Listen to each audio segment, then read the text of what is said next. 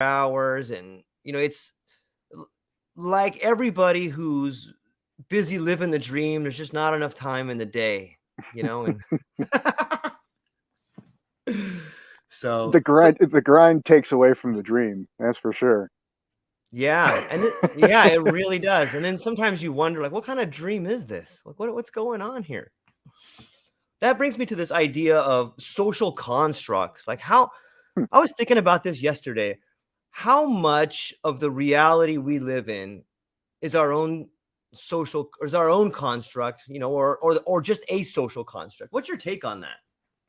Well, I think there's going to be multiple levels to that one, Yeah. right? There is a social construct for sure. If I go to the park naked, the social construct's going to let me know that that's not appropriate, right? Right. Yep. Now, that's not everywhere in the world either, which is interesting. So you get a lot of these different social constructs from where you go, and that's actually one of the things I love most about traveling. Yeah. Was all of a sudden you're in a place where the culture is very different, acceptable is very different. How people feel exception in many differences. I've been in places where you could say things that people would shoot people for here, and then all of a sudden everybody's laughing, giving people hugs. It's wild dichotomies of different social constructs all around the world, uh, and those always kind of are in a continual interface with our own personal constructs, right? How we perceive the world, our worldview. If all of a sudden, if that was offensive, if I thought that was an offensive thing to do, but then all of a sudden these people are hugging it out and laughing, how offensive was it? And so your worldview is in constant contrast to those social dynamics, those social constructs that we're surrounded by. And I think it's not just a single social construct in any one given culture. You have a multitude, right? I mean, you even have a multitude within family units more often than not. And so those constructs, those frameworks, those things, these ideas of how we how we view all of these aspects of society and self, there's an interplay to those. And I think that there's a lot of good information to be mined from that interplay. From a personal level, just who am I? What am I doing in this world? What do I want to do in this world? To how does the world work? Where is it going? How to create a model for the world to predict what's going to come down the line? And a lot of other useful tools. And you can also take it the other way and destroy oneself and one's position in life if you bend to too many social constructs, which I think we're seeing at a grander scale these days. Yeah. John Anthony says interface, construct, dichotomy. That's Mm, pretty well said right there. Like, you pretty come well into said. this. Yeah, way to go, Yep. John. Thanks for Yeah. commenting and throwing that out there. That's a good one. I was rereading Edward Bernays on propaganda. And Okay. I think right on the first page it says the minds of men are shaped and designed by other men whom they'll ever know. I'm paraphrasing, of course, but it's fascinating. Like, once that's one of those books, like, once you read it, every other thing you listen to or read, you'll never see the same again, because once you see something, you can't unsee it, and you begin to Mhm. see the slant, or you begin to see the ideas that are shaped for you. It's almost like the books that you read become a lot like the movie you see. Like, it almost transforms them into, like, here's this book, here's this thing that you can imagine, but I would rather you imagine it this way. Mhm. And what? And it always takes me back to this idea of what would happen if we didn't have these social constructs around us, like, and specifically like media. What if we didn't have this ongoing onslaught of ideas being streamed to your head? Like, can you remember? I don't know if you can remember a time like that. I guess we always had media when we were young, but what do you It was think the different world would be though. like? Yeah, it was different, right? It was different. It was different because it was everybody tuned into Walter Cronkite to get the news. Right. And it wasn't this, and granted, the news was still the news. We just didn't have the perception to realize how much of it was a narrative at that point. but it wasn't a dichotomous narrative. It was Right. just the news. Uh, and yeah, I mean, those social constructs are going to impact us at every single level, and they do. And it's one of the reasons that, just in my thought processes and reasonings over the years is, I realized that to have media, well, let me rephrase, to have news, especially, Hmm. fact-based, science-based type informational distribution, to have that as a for-profit business is wildly crazy idea when you Yeah. look at how it applies to the world, how it gets used, how it gets abused, who benefits, who suffers from it. I mean, on the grand scale of things, there's very few people who actually benefit from having a for-profit news source, and those people don't, and you're talking 0.01% of people who Yeah. actually benefit from that, even probably less. Uh, and then the rest of everybody is just left to pick up the pieces. So, to your question, if we found a way to, I don't think you ever get away from these social constructs, right? There's always going to be the need for communication, distribution of information, things Right. like that. So there's certain social constructs that are kind of foundational to culture, Right. into how we interact at a communal level. But how we utilize those social constructs, and more, I think, probably more importantly, who holds the reins to those, is a very important question that that could really change, the direction of society. Because now imagine, throw it back at you, what if we had social constructs where there wasn't, a for-profit business model driving this thing, and instead it was just to relay information. Now, how does that change the conversation? For me, I think that changes the conversation of, instead of people talking about the headline and hating each other because the headline said to hate this group, and and this is how we feel about this issue, and this is how we feel about this issue. Now it's, this is just the news, and then the conversation evolves around something that is a shared piece of information, similar to how we can't really have a great conversation unless, we kind of define our terms. In That's kind of like a large scale definition of terms at a communal, at least, or a societal level, where people then can actually use that as a springboard to elevate that conversation. Yeah, that's well said.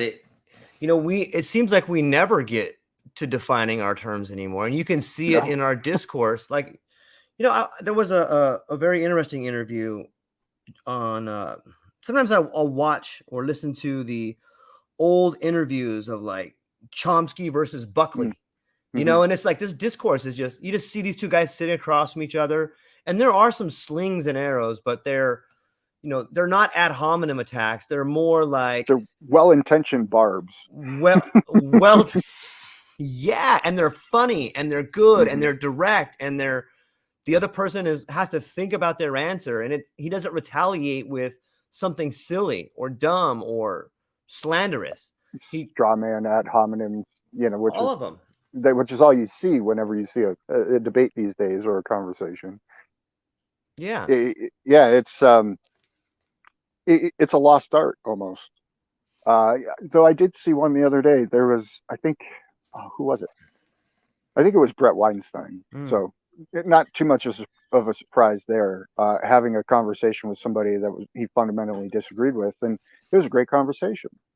They both made good points to their underlying arguments, and it was one of those things where, yeah, you could feel the tension at times, because it was, there was a couple barbs that were thrown, because it was like, how are you going to stand on that type of reasoning? Which is where those barbs are really kind of meant for in those types of Yeah. conversations. It's to attack the reasoning, the logic Right. behind the position. Right. And, it was just a back and forth that went really, really well. At the end, they, were both smiling and happy that they had the conversation with one another. They still didn't agree, and that's okay. Yeah. But how many times you see that? That was that was a rare fruit right there. I mean, most of the times you turn into any sort of conversation with opposing views, and it becomes pretty ad hominem pretty quick, and pretty credentialed, and pretty authoritative, and oh, you can't say that because you didn't study at Cambridge under X and X, and so you could possibly know the what this really means. It's like, okay, if you're just gonna, if that's your worldview, if that's how you're going to approach these situations, you're never going to expand that, and you're never going to have any meaningful conversation come out of things like that. And by and large, that's the conversations that are happening, especially in sadly, the most important places in the world, the political arena that affects everyone in the world. So, Yeah.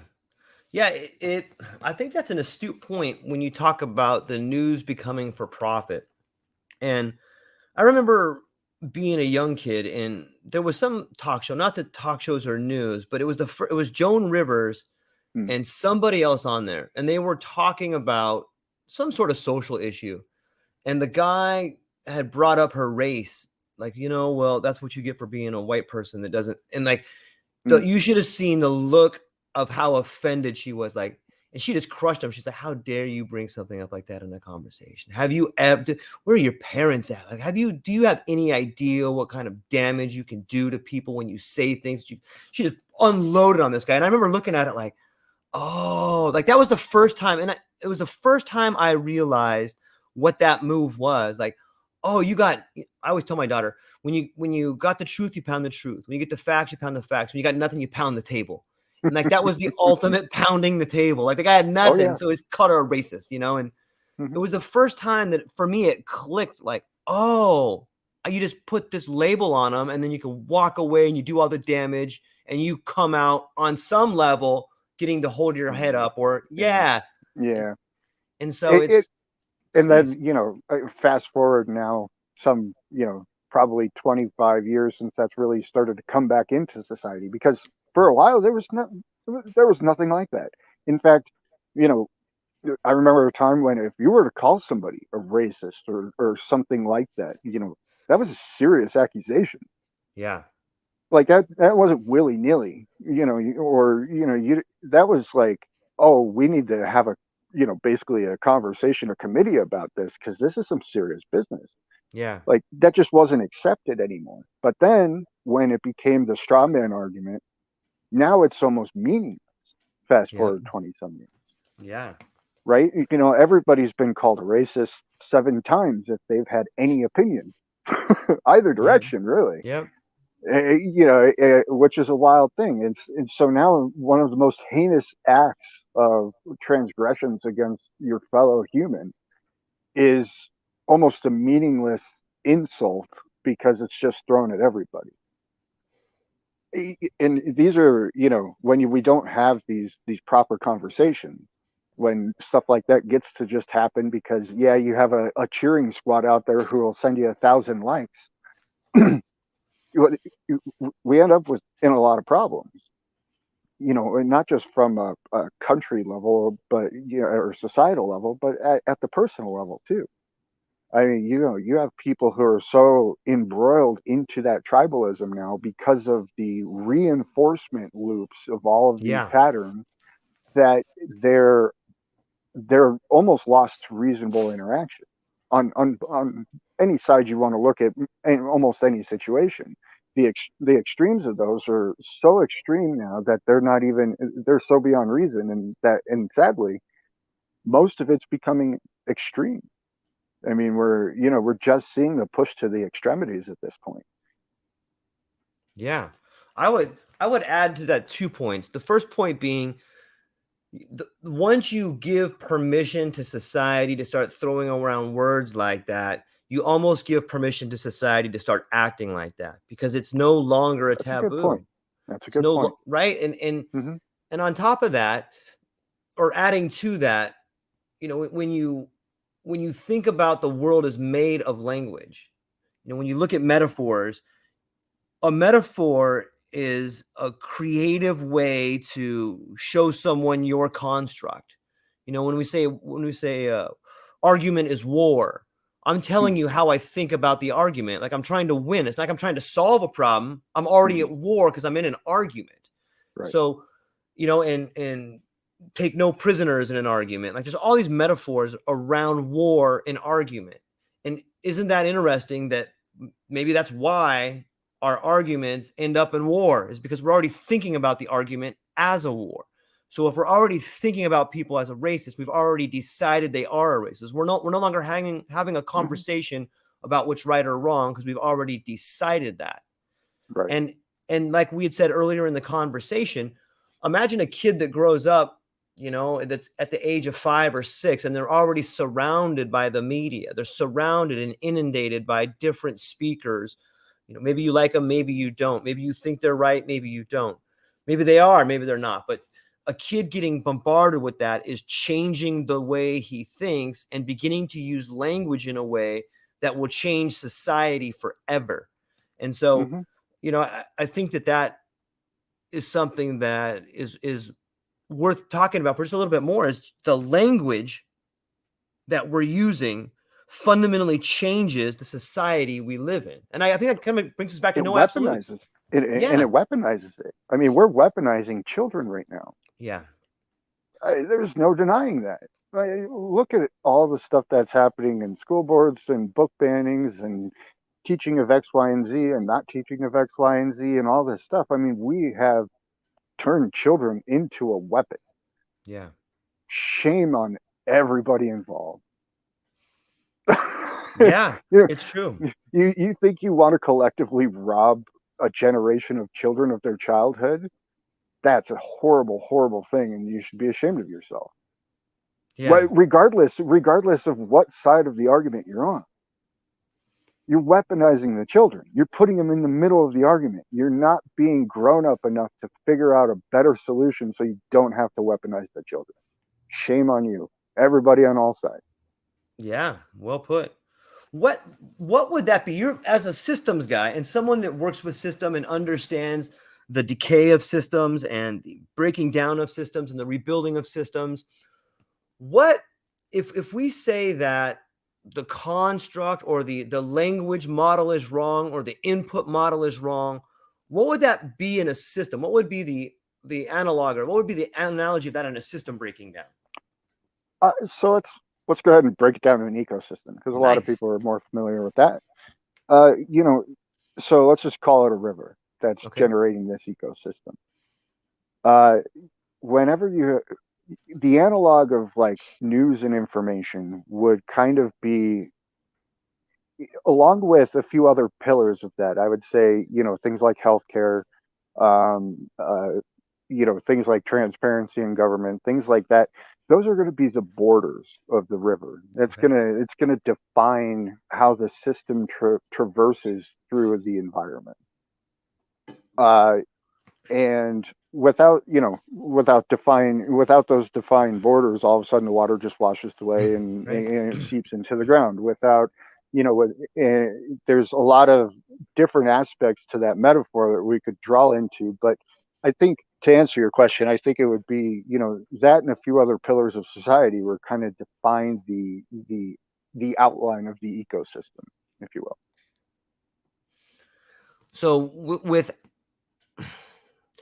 So in that aspect, what we're seeing now is just the dissipation of the whole ecosystem. If we don't have those borders.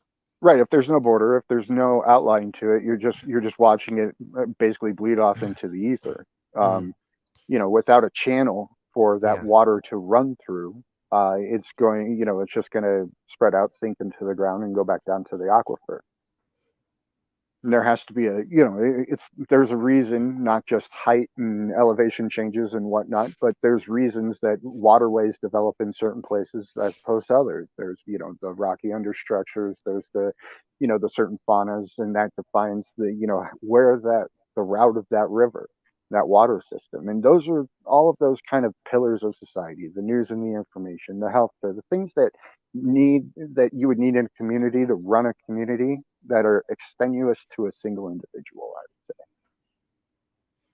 So that makes me start thinking, okay, if we look at the world that we live in and the breakdown of society, if we look at the breakdown of society like a map of the so-called global warming, according to like the alarmists and stuff, they say, hey, all these low-lying lands are going to be flooded.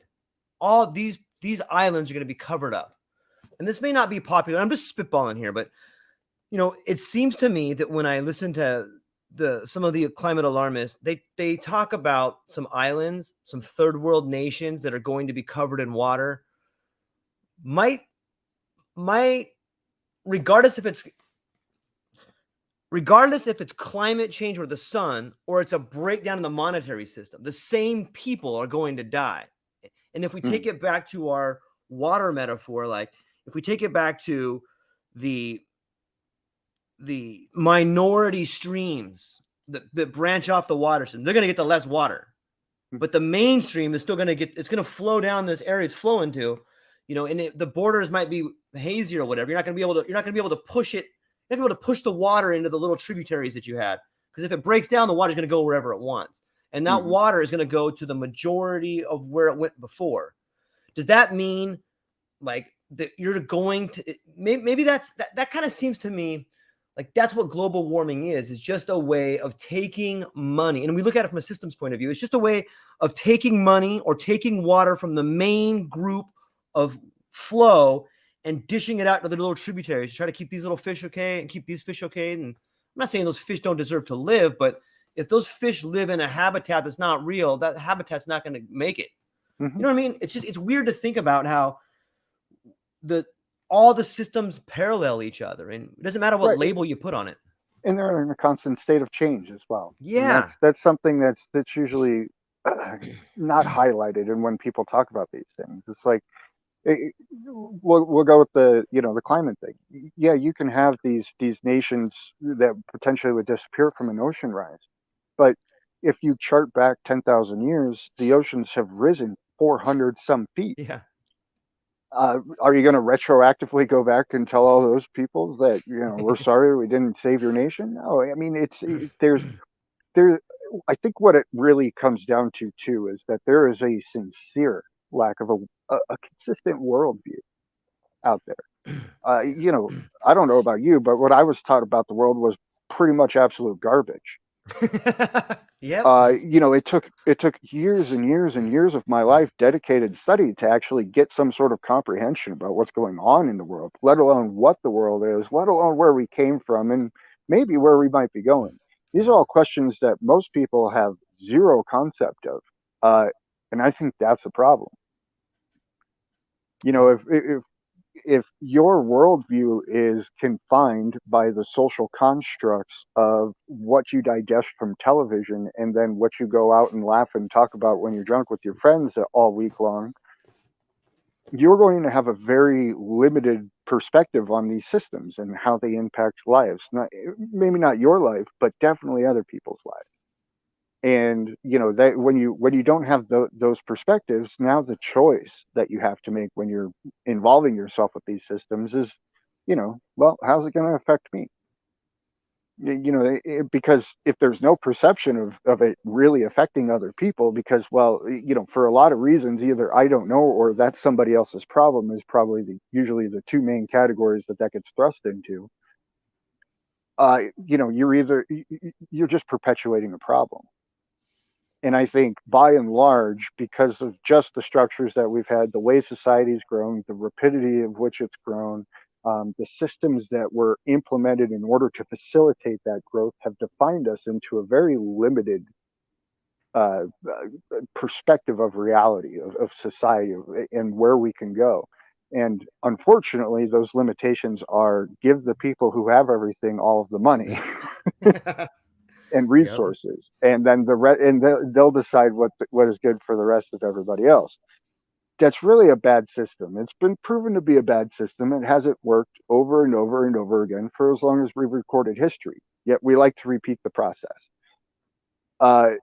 So, and the thing is, but if people realize that we've tried this over and over again throughout history, they would say, well, why are we repeating this process? What can we do different? Then you have a new conversation. But if that piece of knowledge never exists, then it's just like, well, I guess on to the next ruler. We'll see what they say. Hopefully we get a good one this time and not a Nero. Yep. Yeah, I've been reading this book called It's called the Evolution of Civilizations. That was, I think, it's called The Evolution of Civilizations, and it's by Carol Quigley. And he just talks about the rise and fall of different civilizations, and there's these different parts of the system that we go through. And Is when he we the one get, who averaged it out to 250 years? yeah, he is. Okay. Nice call Yeah, on that's that. what I thought. That's what I thought. Yeah, yep. And he's I think he was Bill Clinton's mentor. And he also wrote a book called oh god, Tragedy and Hope, which Hmm. is it's the story of the people that boom the system and blow up the system. And he was he's an architect of our system. Mhm. And okay, we're at year 230. Guess what, boys? Start rigging it up. We're gonna blow this thing, and he tells you Mhm. everything. He names names, and Mhm. you start reading that stuff, and it's a monster, man. It's like 800 pages, but look, the guy's telling you, here's where we're at, here's what's gonna happen, and it's Yep. once you read it, you're like, oh my god, it's all bullshit. It's all bullshit, man. Right. And so, but in this book, he goes into the ideas of like, okay, here's what happens at like year between 180. Maybe you make it to 250 if you have a good one. But here's Mhm. normally what happens around 180 is that you have this top heavy system and you got three things. He says when the instrument of expansion becomes institutionalized, Mhm. that Mhm. is the very foundation of problems. And if we Oh yeah. use yeah, right. So if we have Oh yeah. capitalism as the instrument of expansion, but then capitalism becomes state capitalism and becomes an institution, okay, that instrument no longer works. That knife is blunt. It no longer cuts. And so Mhm. you can make the knife bigger and bigger and bigger, but it's still not sharp. So it's not going to do anything. You just try to jam it in there, but it's not cutting the way it used to. And so at that point, there's three things that can happen. One, society can come up with a new instrument of expansion. And that's Mhm. what you see. Like the military industrial complex has been our instrument of choice for capitalism, but it's not really working that well anymore. So Right. now we are pumping all of our money into big tech, into big pharma. We're Mhm. desperately looking for a new instrument of expansion. And I think that that's a big part of what COVID was. Hey, can we expand this thing through healthcare? Can we expand this through new drugs that will change the body? Here's all of our money. But that just shows how desperate things are. So that's Right. one way. And that's the best way to continue to move the ball forward is to expand with a new instrument. The second part is that you can reform the institute that you already have. And that would be what, say, a lot of people in the United States want to do, or that's the object of nationalism, is Mhm. to reform the instrument that got us going. But the people on top want no part of that because that means they're out of there. They're like, wait, well, Right. let's Well, just do a they new one. lose. Yeah, they lose their top. Yeah. Yeah, they lose being at the tip of the spear and all the goodies that come with it. And the Mhm. third is just decay and chaos and back in there. And if you just take a moment to think about those three things, you can really begin to see all three of them taking shape. And I think the world makes a Mhm. lot more sense when you start looking at it from that aspect. Oh, especially if then you go through historical records and you Yeah. look at, the arcs of like the Roman Empire, of, France in the 1400s. You look at these different arcs throughout history and you go, oh, okay, yeah, this seems to play out pretty consistently.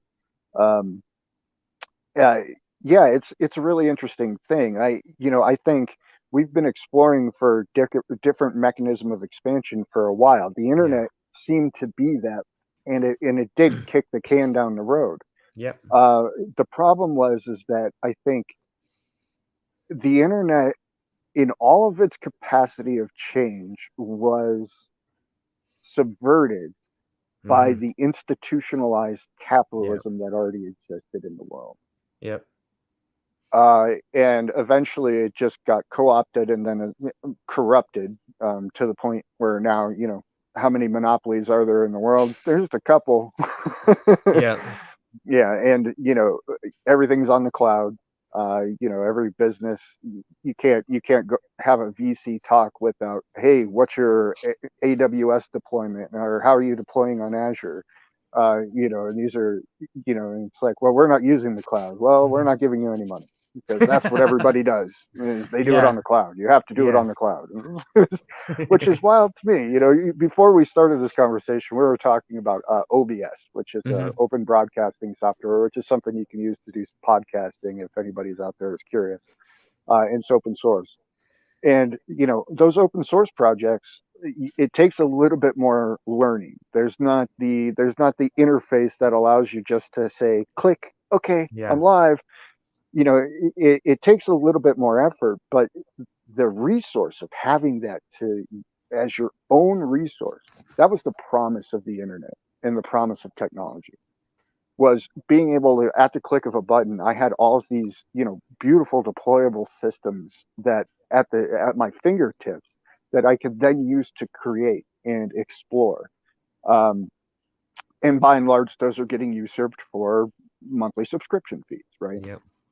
Uh, so I think the internet was originally, kind of society's release valve, if you will, looking for that next evolution of expansion. And then as it got co-opted, I think that's why we're running into what we're running into now. Is now we're looking at the other form of our societal expansion, which is the military-industrial complex, because this didn't work for us. Now we're going back to the other one. Well, the problem with the other one is that it already had stagnated. That way of life had already stagnated, but it was freaking effective, right? Yeah. Yep. And that's why things are going that way. It's because it was simply, regardless of stagnation, it's effective to drop bombs on people. Apparently, what's that say about us as a species? That's probably a different conversation. Yeah. I think that if we look at what made there's another book by Thomas Piketty, and it's called Capital. And Mhm. in that book, he talks about the ideas of capital, from the beginning of time until now. And he says that what we saw in the industrial age, the last 100, 200 years, is just this minor blip on the radar where there was an actual middle class. Capital Mhm. Oh coagulates, or yeah. it's all up here. There's Oh two yeah. classes. There's really, really wealthy people, and then there's just slaves.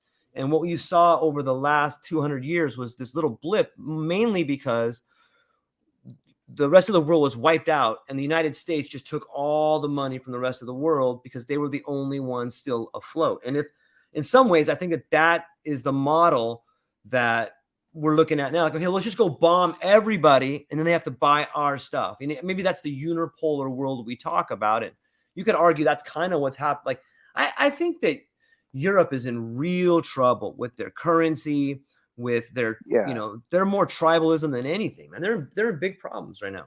Well, they tried this grand idea of the Yeah. euro, um, and which might have actually had a play had Brexit not come into the picture, Yeah. because now all that old tribalism in Europe just went right to the top of the heap.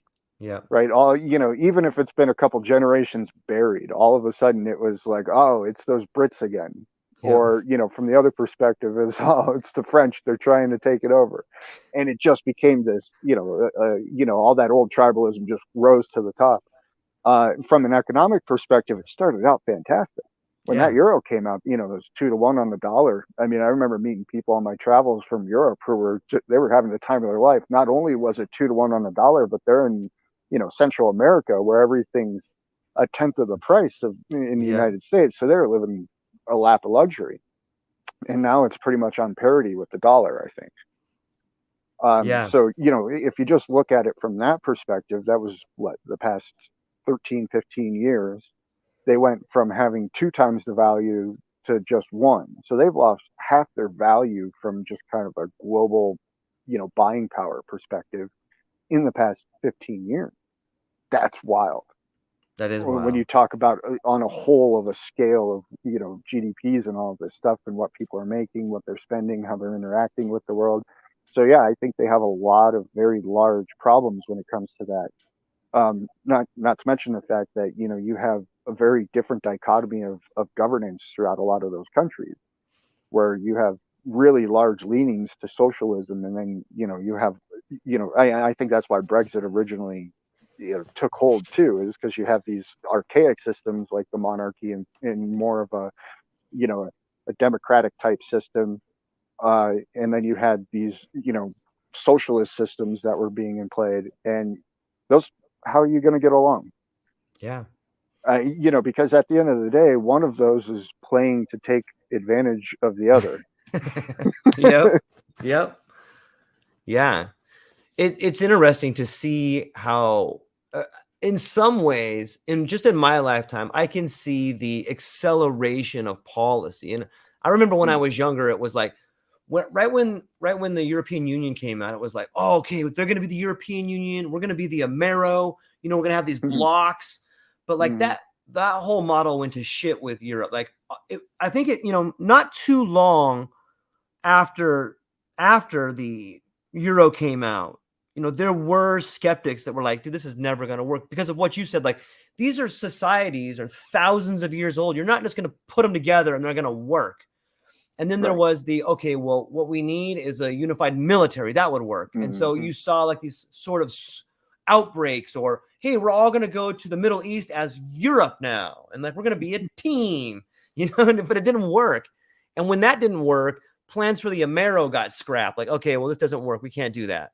And now, there's this big rollout of digital currency that was probably going to be like SDRs, like the special drawing rights. They're going to have this one currency. And I think a lot of people still feel that way. However, the more that I look at the destruction of the euro and the grand strategy of unifying world government, the more ridiculous it seems to me. Like, it just doesn't, it's just too big. And I agree. Well, and it goes back to what we were talking about before. I mean, the social constructs are entirely different animals. They don't even speak the same languages. They're not defined. Their terms are not defined. They just decided we're going to have the same currency. Currency, while it does make the world go round, it does not drive, social economic constructs. Those are derived from human to human interactions, and it's not something, like you said, these are 1,000-year-old institutions. It's not something that changes overnight. When you were being raised and grandma told you this is how it is, that implants in your brain. When you're an adult and all of a sudden you're faced with something that's counterdictive to that, yeah, you might have the logic and reasoning ability to take the evidence and make some sort of rational equation out of that. But how many people do? And how many people are going back to what grandma told them, or the stereotypes that persist throughout society that are easy to fall back upon when things start to struggle, when you have these hodgepodge of ideas like the European Union.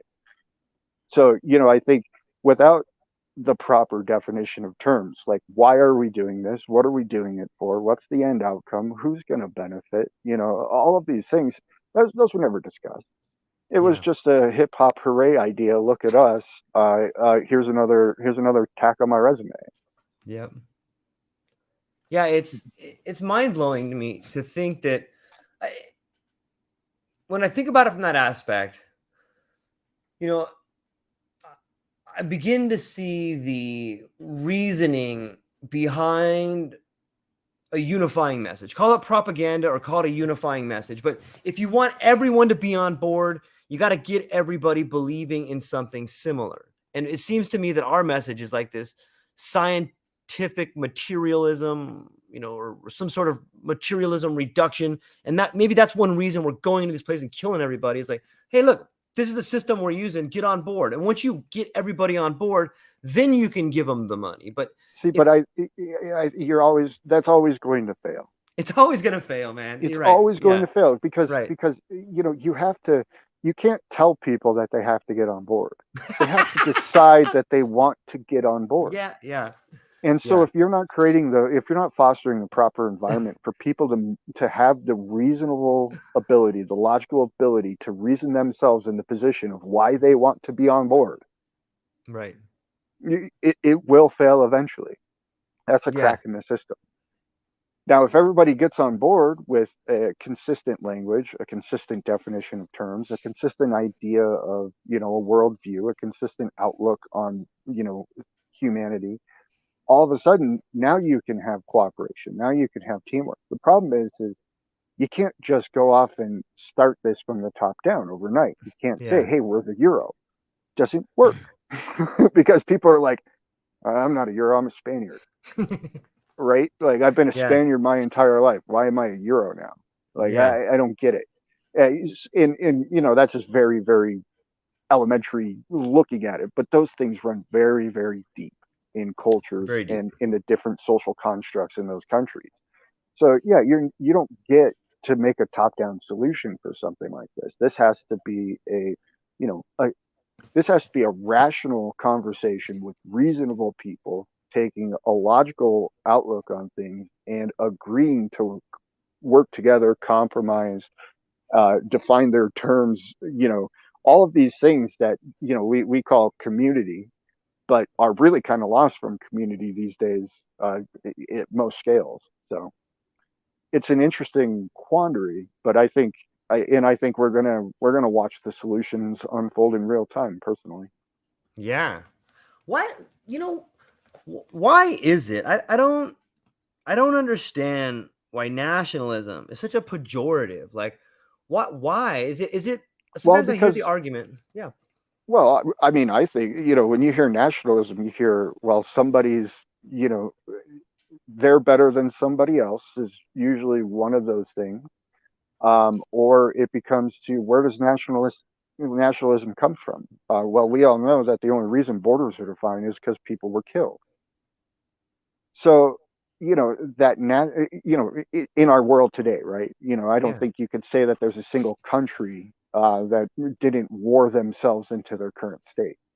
Yeah. I mean, that's just where we are. So, nationalism is incumbent upon war and death. And so I think there's something to be said about that when people become nationalists and and there's those populist movements Mm, is because historically speaking, when that happens, people die. And so I think, that's an easy way for something to become a pejorative. right. At the same time, somebody who enlisted in the military, their family was military, they've never heard anything but hoop hoop hurrah, looks at nationalism as an idealistic perspective, right? So it's very much again going to come back down to those social constructs, the terms that are defined at the individual level and the communal level, the societal level. But I think the pejorative of nationalism is partly because we just have access to more history, and we can communicate openly, kind of these days, about that history. Uh, I mean, I would be really interested to see if there was actually a nation alive today that didn't have any sort of uh, war that put it in its place. Yeah, I would I be can't off the top of my head. I can't think of one. like, Hmm. you know, when I think of ideas, like it seems to me everybody's better off when the best idea wins. Mm-hmm. And you know, we're not even allowed to have conversations about nationalism or populism. Like it's such a threat to the structure that these things are off the table. When something's off the table, you can't even begin to like I don't like and that's what blows my mind is like there's so many people at the top that are not even willing to have a discussion or allow people to participate in the discussion. Like, I realize populism could be bad on a global scale. I realize that populism may not be the best Well, thing because well, some of hold the on. people, yeah, please. If it was populism for, hey, we're planet Earth and we're rallying against the aliens in Independence Day, that's populism for humanity. I think that would be a great populism, right? But Yeah, we seem incapable of achieving that level of populism because it's not about humanity. It stops at football team. It stops at city. It stops at state. It stops at country. There's all these stops along the way before we actually get to, hey, we're all a bunch of apes on a rock hurling through space. But I think if we're apes on a rock hurling through space, if that's our identifying characteristic that binds us together, and that was our populist movement, Yeah. heck yeah. Because, and to be frank, the existential crises facing humanity, which most people don't even ever think about in their lifetime, they outweigh every threat of every nation state, every neighbor trying to steal your crap, all these populist movements, nationalism. It outweighs all of those by orders of magnitude. These are things that we have the evidence to say that it has wiped out life on this planet before, multiple times. Yeah. There's nothing else that's wiped out life on this planet multiple times that we're aware of. And Yeah. so that technically should be our greatest adversary. However, we're divided by these ideas, these lesser steps in that populism. Yeah. And that's, you know, national populism and nationalism can be that. But it just blows my mind that the people in positions of authority, like, we're not, listen, man, you guys are a bunch of nationalist, hubristic donkeys, but like, why the same people that refuse to let their people talk about nationalism are the same people that say, listen, I'm in charge of the nation. I'm in charge of this. They're Like, also it's the same person who's going to call somebody a racist. They're also this, because yeah, the reality is shutting down those conversations is in their best interest. it is. It allows them to remain in a position of power, authority, making money, what have you. Those conversations are going to remove those people, just as they always have in the past. Right. Because if you look at it, the populist movements of history were all when the authoritative ruling body had shit the bed so extraordinarily bad that everybody was willing to give up their entire livelihoods to make sure that that person could not exist in that position any longer. Yeah.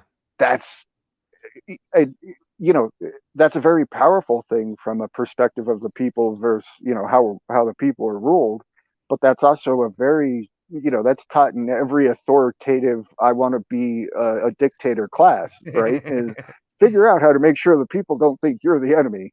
Right. Right. You should probably try to divide them by color, by race, by you should try to Any divide them as means much as you can. necessary. Yeah. Any means necessary. Yeah.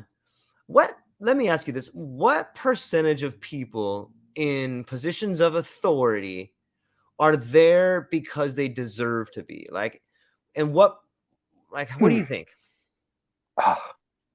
I think, yeah, loaded question, surely. But Absolutely. I would almost argue that most should not be. People who seek positions of authority often have some character flaws that allow them to manipulate that position of authority. Right. Um, Otherwise, why would you want to rule somebody? I, I don't know. I don't think anybody who's a well put together human, well adjusted, has some life experience, has seen love, experienced joy, wants to rule anyone. And if you want to rule somebody, I would argue that, well, you probably have something lacking internally. Yeah. So I would say most, if not all. Now there are a few exceptions where people, like it's just that much shit, and somebody has to stand up, and there's the one guy who's like, "Yeah, I'll do it." Yeah, I don't want that it, but does I feel happen. called. Yeah. Exactly, but those are going to be on local levels, I think, more Right. than anything. I don't think that transitions to any sort of state or national level. I think that's just going to be your, maybe a local mayor for a small town type idea. But I think by and large, most people, look at these people's bank accounts. I think that's an easy correlation to draw. Who Yeah. got involved in this because they were wanting to do good for people? How much money do they have in the bank? That's probably a fair ratio of how much good they wanted to do. Yeah.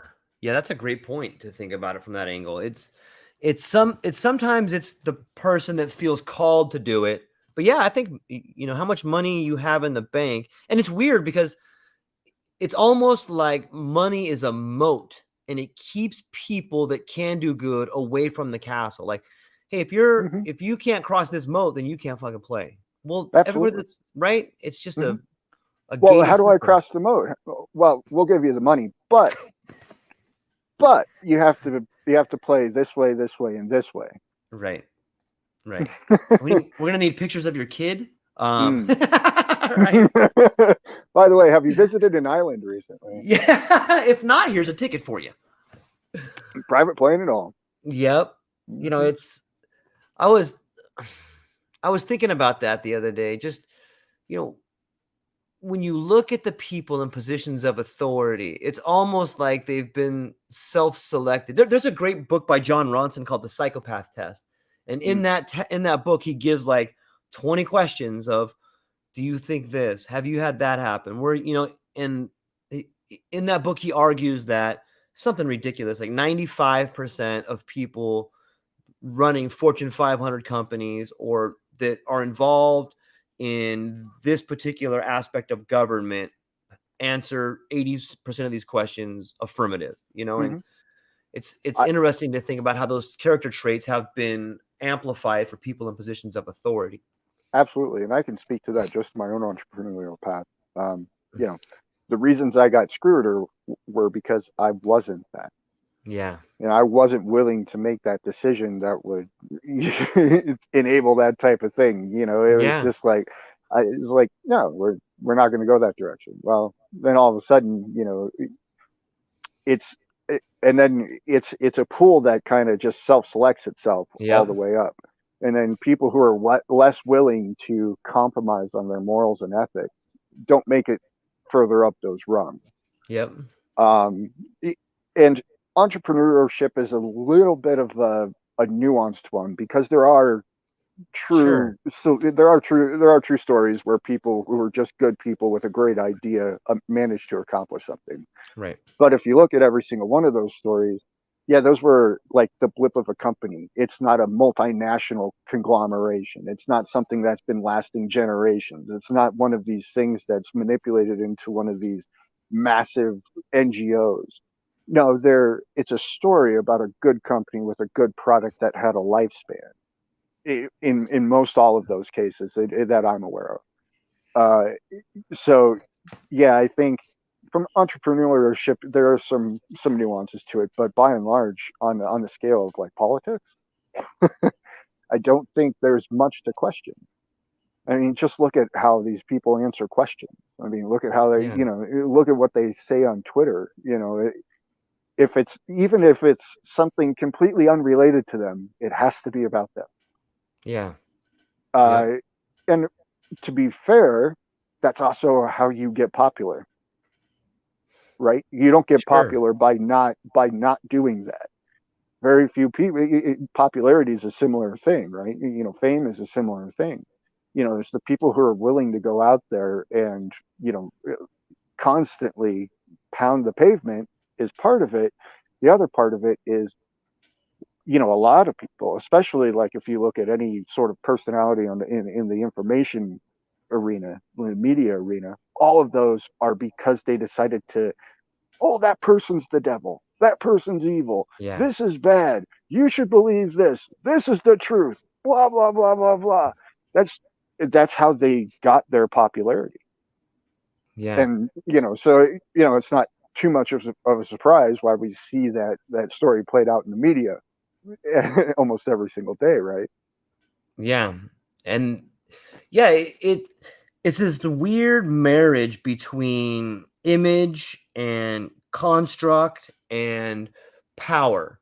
And if you look back at some of the debates between like the Lincoln Douglas debates where, they're traveling to like, you know, Mm, all the states and they're debating for 4 hours and they're throwing out these beautiful barbs like it's the old adage of I toil and make the bread and you eat it, and like just mm-hmm. talking to these farmers, like these beautiful debates and questions being thrown. And now you have like these 3 minutes, you have like this Oh, those are coward. terrible.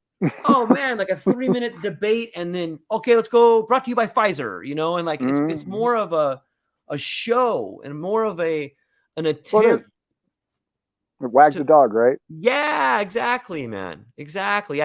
I think that one of the ways we can make the world better is by getting back to incredible speakers and debates and I agree putting with out you. images, right? I agree with you. I mean, I had the idea I wanted to launch like Gauntlet TV, like throwing the gauntlet, Yeah. and just like a live debate thing. Yeah. Um, it could work.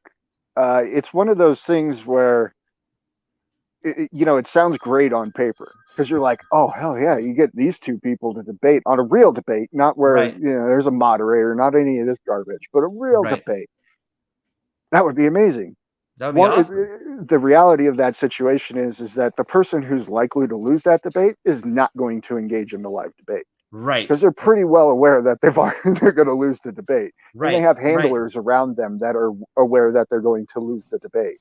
Now, sure you'll get a few schmucks here and there, but I think by and large it would be very, very hard to get quality debates from people these days, at least the people who are in positions of power. I mean, it would be great, it'd be easy to get people, everyday people having debates Yeah. and having real conversations. The problem with that is, people don't see the value in that. They see the value in it from like a podcast perspective, but from like a debate perspective, nobody's calling for debates. Nobody wants to see Joe Biden talk on stage versus, Donald Trump. And even if they do, I don't, but it's one of those things where I don't think it sounds great on paper, but in practicality, I don't think it gets there. If it did, it would be fantastic. Imagine if primetime television was tonight's debate, Yeah. and instead of having football stars or celebrity stars, it was the verbal linguists of our time that were able to articulate themselves in such a manner that elucidated ideas and inspired innovation and created motivation and was able to hash out good ideas from bad ideas. I think it's a wonderful idea. But I think the practicality in terms of you know, would a network launch it today? No. Could a No. grassroots thing launch it today? Sure. It would just be one of those things. It probably takes some time to build up. Right. But the only way you would kind of get the gotchas was to get one of those people who has the handlers to get on a debate, and you're gonna be hard pressed to do that. Yeah. There's Now, a yeah. oh well, I had a vision when I was thinking about the idea. I was like, Well, now if let's you hear had it. 1 million followers and you had a little icon on Twitter, like a gauntlet, and every single post that somebody posted, all they saw was 1,000 replies of a gauntlet and calling them out, you might be able to publicly shame people into it. Yeah. Maybe, but you would need a Yeah. large enough of a network to do so. Yeah. I think that yeah, you would just need to get the ball rolling. And you might be able to do it with like a there's I forgot the name of it, but you could pay some you could pay some influencers to start going on and talking smack about it. I think that there could Sure. be a way to get I it mean, going. there's probably ways to make it a viable business model, but Yeah, it would be one of those things where you probably need some investment money to get that rolling. absolutely. Yeah, Uh, but no, I think it could probably be done. I just don't think it would be done from any sort of channel that exists out there today. yeah. I think That's it a would be good a point. grassroots type thing. But I thought it would be a cool idea. I would Yeah, love to I would love to see people in debates. I don't care about people on a panel talking about everything that they agree upon. That's no fun. And that's all news is. You know, challenging of ideas is how we've always grown as a society, right? Just yeah, those Lincoln Douglas debates. yeah, Without those debates, those people, that's how they understood their position yeah, in reality, yep, on the planet, in the country. yep, Um, yeah, and I think it would help. And I look around, and I don't know about you, but most of I think that would solve one of the problems that I see is that most people, by and large, are just kind of lost. There's not a lot of direction. Most yep, people just have their sail up, and whatever direction the wind blows, that's where the wind blows. yeah, Nobody's trying to tack in any given direction. It's just we're all out at sea. So yep. I would love to do something like that. I've thought about doing something like that. Maybe you can inspire me to push me over the edge because technologically speaking, it's not that hard to do. Yeah. Yeah, we should, and I think you've even been in some debates. When we, I, let me shift a gear here real fast. Like I've seen some good ones. There's this one called the Great. Gosh darn, I think it's called the Great Debates, and they're a podcast, but they're out of Canada, and it's at the Roy Thompson Center, and they have like I've seen like uh you know like gosh, what are some good ones I've seen? Like I've seen some good ones on, believe it or not, on COVID, Mhm. on the Iraq War, and they had, I saw one with Glenn Greenwald and Hayden, who's like the guy from the CIA, and they were Oh talking yeah. about Julian Assange. And Mhm. it was, they had the rules. It was like an Oxford style debate. You come out with your opening argument, this guy gets to respond. This guy comes out with his he gets 3 minutes, this guy gets 3 minutes. And it's fascinating. And they're packing theaters. And I really think it wouldn't take that much, like that would destroy network news. Like if you had it on television and it was something done on Saturdays, people would tune in, and it would raise the level of discourse, not only in this nation, but nations around the world. There's so many talented speakers that could come out and would love to get their 15 minutes of fame. And Sure. another one I saw was with Jordan Peterson versus Eric Dyson. And Eric Dyson is a Mm. master of rhetoric. I admire his Oh yeah. style somewhat, but he came out and just got just super cocky, and like one thing he does, like people talking, he's like, he'll like try to cut in and like stop people. Like it's like trying to throw a jab when people are coming at you. And I get it, but it's so uncouth and such a sloppy style. And he comes out and he's like, Jordan Peterson, you have this best-selling book, but you're just a mean white man. And the crowd's like, hey, he's a mean white guy. And Jordan Peterson just goes, that's a hell of a thing to say during a Mhm. debate.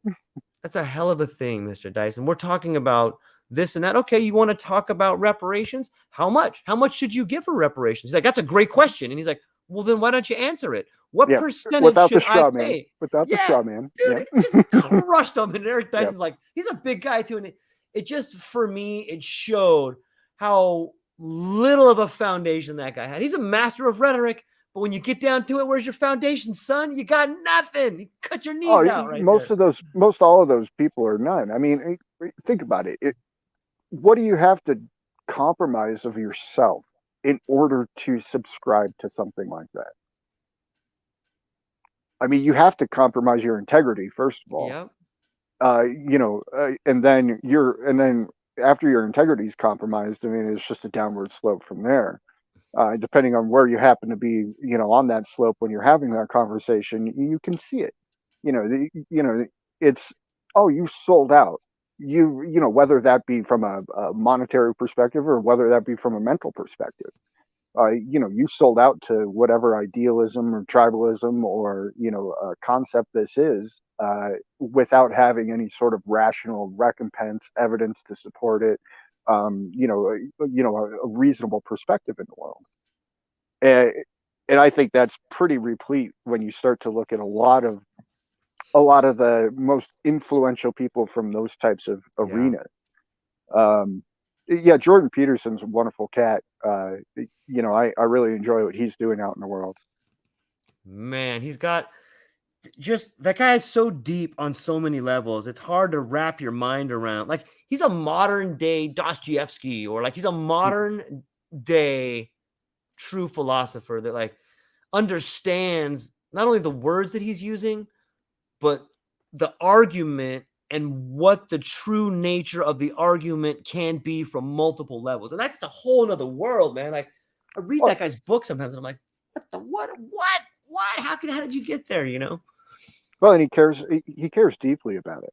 Yeah. Which is, if you ever watch him really like speak on how he speaks, Hmm. uh, you know, like I guess for instance, he's on a book tour right now or something like some sort of tour right now, and he's basically doing a live show every single day with new material every single stop of his tour. So, he's not going out there and rehashing the same speech. He's going out there and he seeks to explore individual ideas from his books and expand upon them, not necessarily for the audience's benefit, but for his own personal exploration of his words.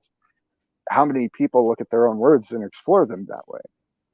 I mean, almost nobody, as far as, Yeah. at least in my circle of people that I know. Um, so, and there's a lot to be said about that. There's a lot to be said about also, kind of what we're doing too, is Yeah. realizing that there's there is a need out there. I don't fancy myself some grand orator. Uh, However, I realize that I do have a few words that can, make an impact on people. And so it's like, well, if you got a few words and somebody has no word, where's the obligation lie? And so there's a responsibility to knowledge that's often not spoken of. And I think, once you start to gain knowledge in the world, there is a responsibility to distill that knowledge to others. And I think truly great individuals recognize that and achieve that through various means, whether that be artistic or spoken word or otherwise. Yeah, that's well put. I think for me too, having conversations, like all of these conversations help me see the world better. And sometimes I realize, man, I get a lot of heat sometimes and I say stupid things sometimes. I don't mean to, I don't mean to say dumb We're things or live ignorant things. stream of No, consciousness. Do you yeah, know how exactly. hard that is? That's I not an easy animal, man. It really right, isn't. And right. And on the same, while simultaneously trying to make a point. make a point, but Hmm. it always afterwards, I always find that there's something in that conversation that helps me see the world, at least from my point of view, better. Or, hey, gosh, I was wrong right there. I'm glad I figured that out, because I would have kept going down that path. And Right. that's what conversations are. They're a way for you to figure out the way you think, for good, for bad, for right, for wrong. But when you get out there, whether it's a debate, whether it's a conversation, whether it's someone pushing back on your ideas, or you taking a few moments to try and push back on your own ideas, I really think that that can help other people. And like that's the beauty of what, and the beauty is everybody can do it. You might get in a Right. conversation with somebody, and if you're having some public discourse, it's probably going to help you. Like I said, sometimes I can't tell you, some of the biggest help for me has been being wrong in front of other people. Like that's a Sure. huge driver of Yeah, because you understanding. can't run away. You can't You can't disappear. go anywhere, man. Yeah, Yeah. all of a sudden the spotlight's on you and you go, "Oh shit." Yeah. I can't believe I just said that. That's oh boy. Here we Yeah. go. Yeah. Yeah. For me personally, I learned my debating. I don't do much debating these days, but I did a lot back in the day. But I did it all in bars. Right. I'm traveling in these, destination locations. So you're ending up with lawyers and doctors and politicians and all of these people. So all of a sudden, some very interesting conversations erupt because these are not just people from one country; these are people from multiple countries, right?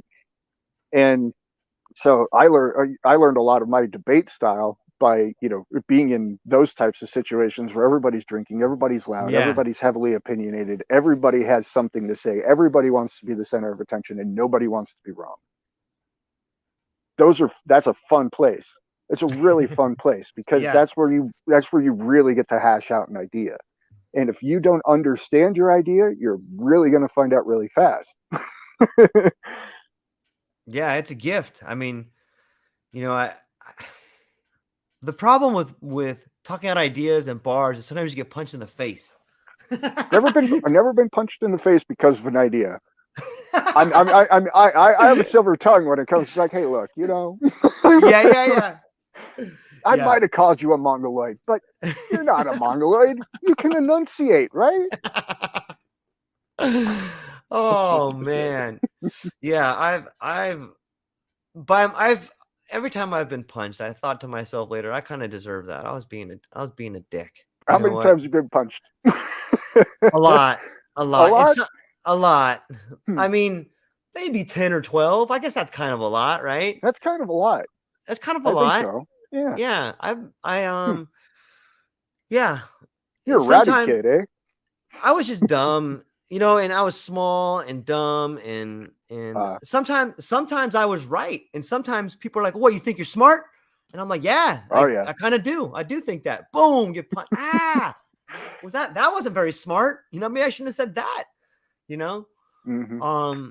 but yeah, it's part of learning, I I guess guess. I guess when I was getting into a lot of that, I had just enough of that moxie to Yeah, make it a funny situation, or to realize that I was about to get punched, so I should probably self-deprecate and make everybody laugh about me and take that's the smart. heat off of this dude who's looking Yeah, pretty steamed. yeah, So I developed that little nuance of ability as well. I think kept me from being punched. yeah. I'll never forget one of the first fights I was in I was probably like in third grade. And I'm 5'6", like 135 pounds. So I was always the smallest kid. And everybody was a year older than me. It was back Mm, when, I I should be one grade less, hmm. and Makes a big difference stature wise, huge difference, huge especially when difference. testosterone starts to kick in for those boys. Yeah. And I remember I think it was like third grade, I got him this for me and Paul Arredondo. We got in this fight. And it was me going up to him, and I was pushing him, and he just picked me up and threw me down and punched me a couple of times. It was a kid fight. And Hmm. I remember we are sitting in the principal's office, and like the principal's like, "I'm gonna call your parents and send you boys home." And my dad comes and picks me up, and he's like, "What happened?" I'm like, "I got in a fight." He's like, "Did you win?" I'm like, "Nope." Hmm. That was it. When I got Yep. home, my mom's like, "What happened?" I'm like, "I got in a fight." Go through the Well, whole emotional. she gave me some of the best advice I've ever gotten about. She goes, "You know what, George?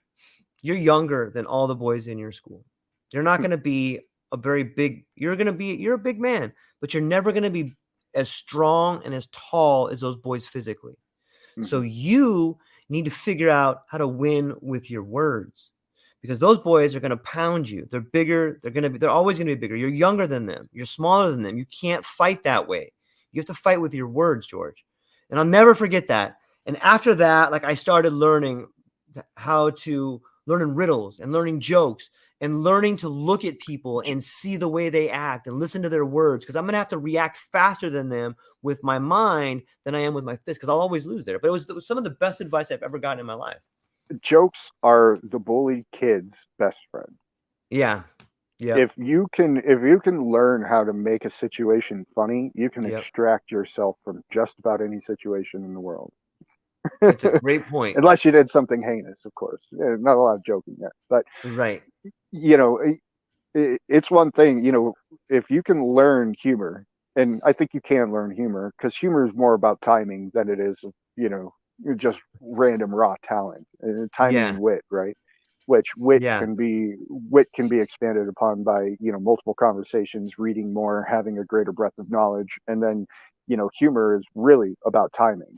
It's about Yeah. hitting that moment where everybody's, has been quiet for 5 seconds because somebody might get punched, but then you point out somebody's massive zit that just grew out of their forehead. And like, oh my goodness, what Yeah. is that? Is that something land on you last night? And everybody looks at that kid and it erupts into laughter. And all of a sudden, you're not getting punched in the face anymore. You're getting slapped on the back. Yeah. Yep. Yeah. It, It's yeah, that would be, but that's something like, how do you teach that? I, that's a wild one. I don't think you teach that. I think that's just you know, that's just yeah. almost an emergent aspect of society. Yeah. Well, it comes out of necessity. It comes Right. from not, I always think of humor as anger's attractive sister, because, when Hmm. everybody's angry and all of a sudden this beautiful girl shows up, everyone is like, "Whoa, look at that," Hmm. and everybody forgets, it's Yeah, like it's that guy's amazing. attractive sister. Whoa, hey, Hmm. what were we talking about again? Don't look at my But sister. yeah, yeah, exactly, exactly. It works on so many levels, man. But yeah, that is something that, adaptability, and Hmm. you're either gonna learn, you're gonna learn eventually. You're either gonna learn to fight, you're gonna learn humor, or you're gonna learn to withdraw and become a serial killer. Well, One of those things. they're all interesting to the earlier part in our conversation. I wanted to mention it. You were talking about how words are associated with war and, and Yeah, things like that. And you have, like Sun Tzu's The Art of War. yeah, and it touches much more on, just like battle formations and tactics and things like that. It very dives into psychology of humans, Yep. and when to do things, why to do things, what's impacting your opponents, where are they weak, where's their guard down, is their flank exposed. And these are ideas that they transition, actually I think almost even better off the battlefield, Mm-hmm. to social interactions, human interactions, navigating tricky situations Yeah. especially. um, and that's one of my favorite books that I read as a younger man, that really kind of, you know allowed me to look at the world as in a different light. Yeah. One of my favorite quotes from that book is, the best way to lose any war is to let the enemy dictate the field of battle. Battle. Yep. And like, how well does that translate into everyday life and everyday Everything. conversations? Yeah. Yeah. If all of a sudden somebody's super angry and aggressive, and you're letting them dictate angry and aggressive, and you're not an angry aggressive guy, guess what? Who's that war? It's going Yeah. to be you. But if all of a That's sudden right. you can transition that battlefield to humorous and light, and that angry guy is no longer on the battlefield, guess who won the war? You did. Yeah. Yeah. It's the same thing. Like I see it. I remember, I work in a warehouse, and the warehouse, the multinational corporation, is a lot like an authoritarian regime. And Mm-hmm. when the person up here is like, "Hey man, I want to talk to you. You did this wrong. Hey, come and talk to me in the office." Well, that's your battlefield. Hey Mm-hmm. everybody, my object is, hey everybody gather around, I'm going to say something. And you got 40 guys circled around another guy. Guess who's winning that battle? Me. Mm-hmm. Hey, let me ask something. Why don't you have any integrity? Do you think what you're doing is right? Hey, how many guys here have been divorced? Somebody that can speak well can change that crowd. And you can literally see the fear on people's faces when they're surrounded by a group of people. Like, oh, you think you're in charge? Watch this. Yeah, You know? that's the story of the authoritative or dictator throughout history, right? Yeah. You know, Yeah. those people rise to power on ideas that are, Right. hard coded in the sand. Yep. And then Yep. when people realize that it's sand and that they can actually just kind of brush it away, all of a sudden it's like, ooh, well, there's some danger all of a sudden. Like, yep. Yeah. That's what happens when you abuse people for a prolonged period of time via unjust means. I mean, Yeah. There's something so like powerful and beautiful, and I can't even think of a better word. Like, when you see somebody that appears to be in a position of weakness, but they know that they're they're gonna win, and mhm, like they're just toying with the person now, like, mhm. but the other person doesn't quite know they're gonna lose yet. But this other person's Oh like, yeah, "Oh, you and think so that they're way?" going full steam, like they Yeah, got it in the yeah, bag. It's already yep, a done deal. yeah. And then It's but you're like, oh boy, that rug's about to be pulled. I'm watching yep, it. It's like the little guy who's trained versus some big guy who's picking on him. And you're yeah, or like these days, you got all these nerdy kids who know Brazilian jiu-jitsu, yeah. and you see this big, like I saw a video, big football player, picking on this Brazilian jiu-jitsu kid, get the shit kicked out of him. And the kid was like, no, no, no, no, no, until the guy Yep. smacked him in the back of the head, and then he was like, all right, Yep. All right. there I we try to go. walk away. Yeah. It's the same look and sort of like the knowing smile of the Buddhist too. That's just Hmm. like, mm-hmm. Well, it's there's some quote about, and it's been quoted many different ways, but the premise is that you shouldn't fear non-aggressive people, or you should fear the people are who know how to be aggressive but have it in check. There's and that's there's military quotes from it. There's a lot of different quotes about that, but it's essentially the same idea. Is like, you know if I understand violence, I know how violence applies, and I know how to explicitly apply violence, Yeah. but yet violence is never my choice. I'm going to be the most powerful person in the situation, typically speaking. And that's not just violence in the physical sense of violence. It's also, the verbal sparring. It's also all of that. Like if I know I can destroy somebody, that doesn't mean I humiliate them, right? It just means I make my point. And there's that type of um, nuance, I suppose you could say. I mean, it's not the word I want, but that type of ability, that really defines great individuals from tyrants, really. Yeah. Yeah, I heard someone define meek like that. Like someone who's meek is someone who is doesn't want to be in a fight, but they're more than capable of handling that fight. And when you if you use that definition of meek and apply it to the biblical structure of the meek Right, shall inherit the earth, right. you know, Well, yeah, I think like the old translation was those who know how to use their sword but keep it sheathed, right? yes, yeah. Yeah. So yeah, and then the meek shall inherit the earth. I was actually looking at that this morning, believe it or not, because Yeah. I heard Jordan Peterson talk on it, and then it popped Yep. up in like he came up on a clip in a podcast, and it talked on it again a few days ago. So I heard Yeah. it like 3 times in the past week, and I was like, all right.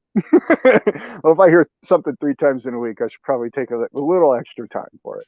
Yeah, it's weird. It's kind of like the universe speaking to you, like, okay, get Hmm. ready. Don't be Yeah, ready to pay fight, attention. but yeah. Yeah, pay attention. Yeah, it reminds me of like there's this samurai koan where like this ancient samurai. I may have told this story before, but I'll tell it again because it's a good one. There's this ancient samurai whose father has handed his there's and they have this sword. It's been handed down from generation to generation, and it's this most sacred tradition where the father gives his son this sword, and in this sword is embodied the spirit of the family. And on the wrap, it's been just handed down for generations, and it's the most sacred thing to this samurai. He serves the emperor, he serves him well and protects him and his family, and becomes a great samurai. And he embellishes all that a samurai is with integrity and you know all these great qualities of life. And as he gets later in life, he decides that he's going to seek out some questions that he's never had answers to. So he asks the emperor for leave, and he rides off on his horse to find the wisest man in the land. And he rides off for 3 days, and he finally finds this wise old man way out in the middle of his Zen garden in the mountains. And he approaches the man, and the man has his back to him, and he waits there patiently. And finally, the old man, after some time, turns to him, and he's like, "What? Why are you here?" And the samurai says, "I seek to know the gates of heaven and the gates of hell." And the old man just stares at him, and he looks at him, and he's like, "Oh, I'm sorry, a man like you, a poor warrior who has spent his life in violence, you can never know either. You come from a poor family, and look at this aluminum toy you carry with you. What sort of a man would carry a device like that? I bet the man who gave it to you was weaker than you. Any man who had that in his family was a horrible individual. What a disgusting piece of garbage that is. Just unloads on this guy until the Hmm. samurai can't take it anymore. And he looks at his sword, and he hears this old man just decrying his family, and everything in him is boiling. And he grabs his sword, and he begins to unsheath it. And the old man says, "Behold the gates of hell." Hmm. And the samurai starts crying, and he Damn puts it. it back. Yeah. Oh, you he, got me. Oh. yeah. And then he starts crying and puts it back because he forgives him. And he goes, "Behold the gates of heaven." And it's like, Hmm. oh man, you get it. That there's anger, and there is turmoil, and there is emotional, just onslaught. Like, there you go. But I think it brings us Well, back to the meek. yeah, and it also ties us back into the hero's journey too, right? Yeah, And absolutely. that's what we're all on ultimately. Is we're all on our independent hero's journey, and understanding one's anger, understanding one's rage, understanding one's love, understanding one's emotional variability. That is part of in my perspective, the quest for myself. Um, I do a fairly decent job at it because I've been trying to do a fairly decent job at it for quite a long time. And yet there's still times and moments and situations and things that arise that'll be like that challenge that. And this kind of ties into like stoicism and Yeah. Rosicrucianism and different Gnostic type ideals and things. And just like it continues to tie into the greater conversation, all of these things have a very interesting meaning. And I think there's reasons that they consistently show up as themes throughout society. And there's reasons why we talk about them, like now, for instance. Yeah. And I Yeah. think, oh, go ahead. No, I was just gonna say. I mean, we're back to constructs, and Yes, we are. maybe, maybe maybe there's only one social construct, and it's the one that we choose to see in our lives. And there's plenty you can choose Well, from, but they're off the shelf. It seems like sometimes. well, I'd say, I mean, ultimately, right? That's true at some level, because the social construct I choose to participate in, whether that be directly or indirectly, is still a personal choice. But kind of is set and setting. I Mm, think there's definitely social constructs that weigh upon us, that limit our ability to make choices for our own personal path through life and through these social constructs. One of those, for instance, is taxes, right? I mean, that's pretty apparent. yeah. For everything that I do in my life, some ambiguous entity gets a portion of it. Which, yeah, you can get into the context of what that is for sure. And, there's arguments to be made about and against. But at the end of the day, that is a reality of a Yeah. construct that is weighing upon my ability to navigate the waters of life. And so Yeah. I would argue that there are some that are just kind of imposed upon us. And Yeah. maybe Sooner. maybe the removal of the constructs of impetus from society is something that would be beneficial to humanity. That's well put. Yeah. Like what do you think would happen if all of a sudden you woke up tomorrow and there were no more taxes? Well, I think the national government dissolves in pretty short order because they're not paying paychecks. They can't even afford to pay paychecks these days half the time. But they could I just mean, you print got, it, right? I mean, they're well, just printing it now. I guess, but I mean, if you print it, if all, then it just goes to zero, technically, from an economist point of Right. view. The only thing that supports the value is the social construct. Mm. Right? So I think if all of a sudden taxes are gone, the value of the dollar becomes much more fluid. Because now, if I'm looking at it and there's now we're just talking taxes, but if taxes went away, I think it implies other things go away as well.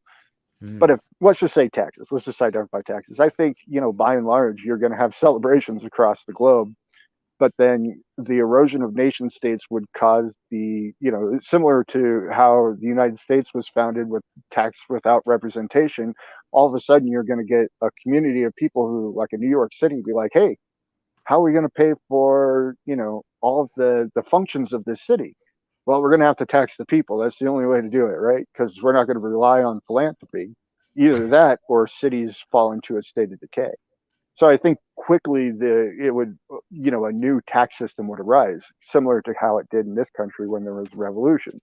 The idea was no taxes. All of a sudden, fast forward 130 years, and you have income tax for everybody on top of a litany of other taxes. And now most states have sales taxes, and it seems to be a pretty concurrent theme that in order to have some sort of larger conglomeration of society, there has been a need to tax the everybody in society to create that.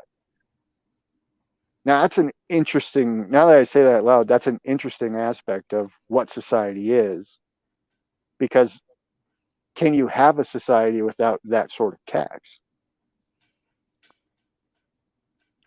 I don't know I that you think. can. Well, I think you can up to a certain limit of Mm. number. Mm. because if here's the thing, if we're all having a conversation, we all agree on where that money should be applied, Yeah. then it's not a big deal. Yeah, we're all Right. putting into the pool. But the second that that conversation uh, doesn't incorporate the greater whole, and now you're going to have derision, and now you're going to have, you know, politics. Yeah. Like, I mean, And I okay, so think if we that's did kind of that, what, yeah. well, That's I kind of think like that what? that's kind of what we see today, right? Yeah. I mean, if we were to, if we were, you know, think about what it's kind of what a business is, a corporation is essentially. You have a whole bunch of people who are agreeing to tax themselves in the terms of time in order for a greater goal. So I think so. In there, to extrapolate from that, it seems that, in order for us to create some form of, collective society, there has to be an agreed upon level of compromise, right? I think it's kind of the fundamental axiom of that. Is it fair to say that the only real difference in government is who decides? Yeah, yeah. I mean, yeah, because I mean, if you look at it from a historical perspective, just in terms of what each side, supposedly supported or didn't support, those have gone full circle Mhm. from a conservative to a liberal perspective in just about every Western country that I'm aware of. So, in that context, yeah, it really doesn't matter, who's in charge. They're just saying yes. Yeah, and it just so happened the only aspect of that changes anything is time. Yeah. But I mean, politics from what the Latin root was many blood-sucking creatures, right? I didn't know that. Yeah, yeah, that's the Latin root of politics. I was in high school. I remember taking Latin in high school, and that was one of the first lessons in Latin was politics, blood-sucking creatures is the translation. I was like, or many blood-sucking creatures. Sorry. It's Um, so true. and it's like, wow, well, that's pretty damn true. Yeah. Yeah, I don't understand why. I mean, I realize why this doesn't happen, but it seems to me it could happen. Like, why can't you vote where your tax dollars go to? Like, you vote on everything. Why don't you vote where Well, your that's tax the dollars thing. go? Uh, we at originally it was because there was a technological impetus. Right. Because there was distance, there was communication. Pony Express isn't good for deciding what needs to happen today. Um, that technological situation has changed, and I think that may be an influencing factor on why we see a lot of people kind of now waking up to the reality that I'm not represented at all. This Right. whole system is kind of shammy, and especially when you start to factor in the monetary aspects of it. Um, and and I think why there's that push is because there is a realization that, hey, I can send an email to anybody in the world and it gets there instantaneously. Why can't I vote Yeah. on something that would impact me instantaneously? Right. Uh, and the aspect of why we haven't gone that direction as a nation can only be answered by greed Yeah. and corruption. You know, and you don't have to even look all that far back. Just look at the last election, right? I Yeah. mean, just look at, you have a proprietary company based in a foreign country that has systems deployed that's transmitting data internationally before it's processed nationally. And from a technical guy who builds systems, I'm like, hmm. How could that go wrong? A couple red flags here. I don't know if you guys knows this, but this is all garbage. A lot of hot garbage. But everybody doesn't have that background, so I understand why there's the illusion that these systems need to be in place. And the people who are grifting on them, they're pretty good grifters. They got a lot of To money the behind them. Yeah, because there's a lot of money behind it, so they've perfected the art of grifting pretty well, to their credit. It doesn't change the fact that it's a grift. Um, So yeah, we have the ability to have a Right. one vote representation system. We don't have a will from the people who are Hmm. in positions of power and authority and control resources and money to make that a reality, because that limits their ability to game the system. If it's all transparent, then there's no ability to manipulate the system. They make a lot of money manipulating the system. That's just the reality. And I mean, eh, how many times has every largest company in the world been charged with fraud? I mean, Apple's paying a couple billion in Europe for their battery situation. You got Pfizer, who's paid out tens of billions of dollars for, yeah, we know it's going to fuck you up, but we're going to make more money anyway. So Yep. here you go. You got all these. So yeah, what are we? Of course, these people are going to act in their self interest, and that self interest is not us having a transparent look into that process, because then you can't hide the corruption. So I mean, there's why it hasn't happened isn't some grand mystery, uh, but I think we do have the resources and technology, and I think we're starting to gain the social will and the wisdom and knowledge to say that, hey, we should try to move down these pathways to get to the point where we do have a one vote, one person situation where everybody is represented. Because why shouldn't people be represented? Because if you look at the big grand picture, that's the real question. Well, if you can do this, why aren't you doing it? So why shouldn't people be represented individually?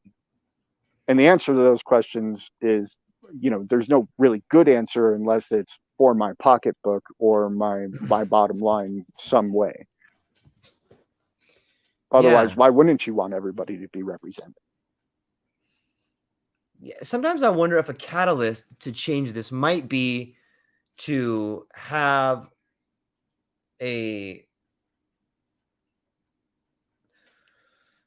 some sort of like a blast, an email blast, or some, put a little bit of, do a GoFundMe, or raise some money to pay some influencers to get out on the internet something that says, we the people would like to offer the white collar criminals, our government officials, a one-time opportunity for immunity.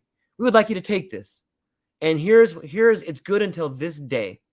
And we're talking to the Pfizer CEOs. We'd like to It's give a you immunity beautiful for one it's a day. beautiful idea. Problem is, money buys guns. They have all the money, therefore Right. they have all the guns. Right. And you can say we're going to offer you immunity or we're going to lynch you on a tree. However, I'll leave they that part have, out. That's the quiet part. well, that's the implication, right? Right. However, the reality of that situation becomes, oh, that's great. I'm not going to do anything. I'm just going to call my BlackRock security team to go handle this. Right. My, Right. so the these social constructs are they're limiting to our ability to manipulate the situation, and part of that's by design, right? um, Now, I think where that design breaks down is at a very local level and potentially a regional level, where a group of people, individuals, get together and decide to be individuals, and but decide on a common cause. And I think the way to structure that in this day and age is to you put it under a corporate structure, because that's just the way the world kind of ran. And you have a very explicit business model that dictates people's rights and responsibilities in that system. You're essentially creating, Yeah. a meta nation inside of a nation. But that's the only infrastructure that we have available to us as a common person to kind of create our own dichotomy in the world. Otherwise, you're going to end up shot or in jail pretty quick. Right. Yeah, I mean, that's essentially what Scientology and Mormonism did, is like they just set up their parallel system of like, okay, we're a religion. We'll do this. Hmm. And these people, we're all coming together. We're all going to kick in our own money to our own little world, And the and we're going to only rule this reason part. those were allowed to survive is because they had enough people. Right. because now all of a sudden to go against that, now you have, yeah, you could call the police force, but what's the will of the police force, or even like a National Guard versus a group of people who all agreed on Yeah. their terms, on their definitions, and have agreed that this is the way we're going to live our life. Well, there's just a different dichotomy, right? The people Yeah. who are defending their very ideals, their livelihood, has always been shown historically to be the people who are going to fight tooth and nail harder and with more passion than their opponent. So I think, realizing that, and from a democratic standpoint, that's why there is the separation of the church and state, essentially. Is Mm. because I think there was a realization that you can't just tell the church what to do, because then the church is going to say, fuck you. Yep. Yep. Yeah, that happened It did. in medieval Right. England. There Yeah, was some and it's power there. happened multiple times, Yeah, and every time it's happened, a lot of people died, and it didn't end up for the people who were in power being so great. right. So the answer seems to be to establish a parallel system Right. without getting killed somehow. And that's Yeah. but like and the power structures that be have done their very best to make sure that no one else can do that. Like, okay, no Hmm. more parallel systems. There's already too many of them. And so I guess maybe that's one of the things that being online has allowed people. You could even say that the metaverse is a parallel system, and that's this new one that's trying to emerge. And there's no rules there, and they're trying to make them now because people can see how much money's in there. And it seems the parallel system is the answer, but it just becomes Well, so abstract sometimes. it does, and I think the parallel system is the answer. I think every system is born from another system. Like Mm, you don't create yeah, systems from scratch. right. Even if like a wildfire happens, for instance, that bursts an entire new ecosystem that would not have happened without that wildfire. So Yeah. the interconnectedness of systems is one of those things where I think in order to change it, you do have to start a parallel system. And it's just, and in this case, I think in the world that we inhabit in the Western world, I think it simply comes down to you need to create a better business model that can create in the marketplace. Mm. And if your business model can compete in the marketplace, and yet you can still retain all of these ideals of community and society, that's the winning recipe. Inter terra libre. Enter Terra Libre. I've been thinking about this for a while. What can I say? Yeah, yeah. So on the topic of that and parallel systems, when you came up with that, or even going forward thinking about that, do you research? It sounds like this is a yes, but let me just ask you anyway. Do you research the spin-off of parallel systems? Have you looked at other parallel systems and how they're born, how new ecosystems work? And it seems like that would be a piece of the puzzle, is to identify when they pop up, how they pop up, and how they maintain being successful. So they usually pop up when there's a level of stress in the current system, and uh, Check. hence they pop up right now. Yeah, Essentially, is what happens. This right. is kind of why I'm out here talking now, is Right. because in order to have that conversation, nobody's interested in a parallel system or a parallel process if they're sitting and they have no struggles in life. If Yeah. they're Yeah. as far as they're concerned, they're living a great old hunky dory life, the American dream, or whatever, what Right. have you. Uh, the reality of the situation is now people have been rocked off that rocker, and they're looking around saying, "Hey, I didn't realize I built my house on a bed of sand here. What can I do?"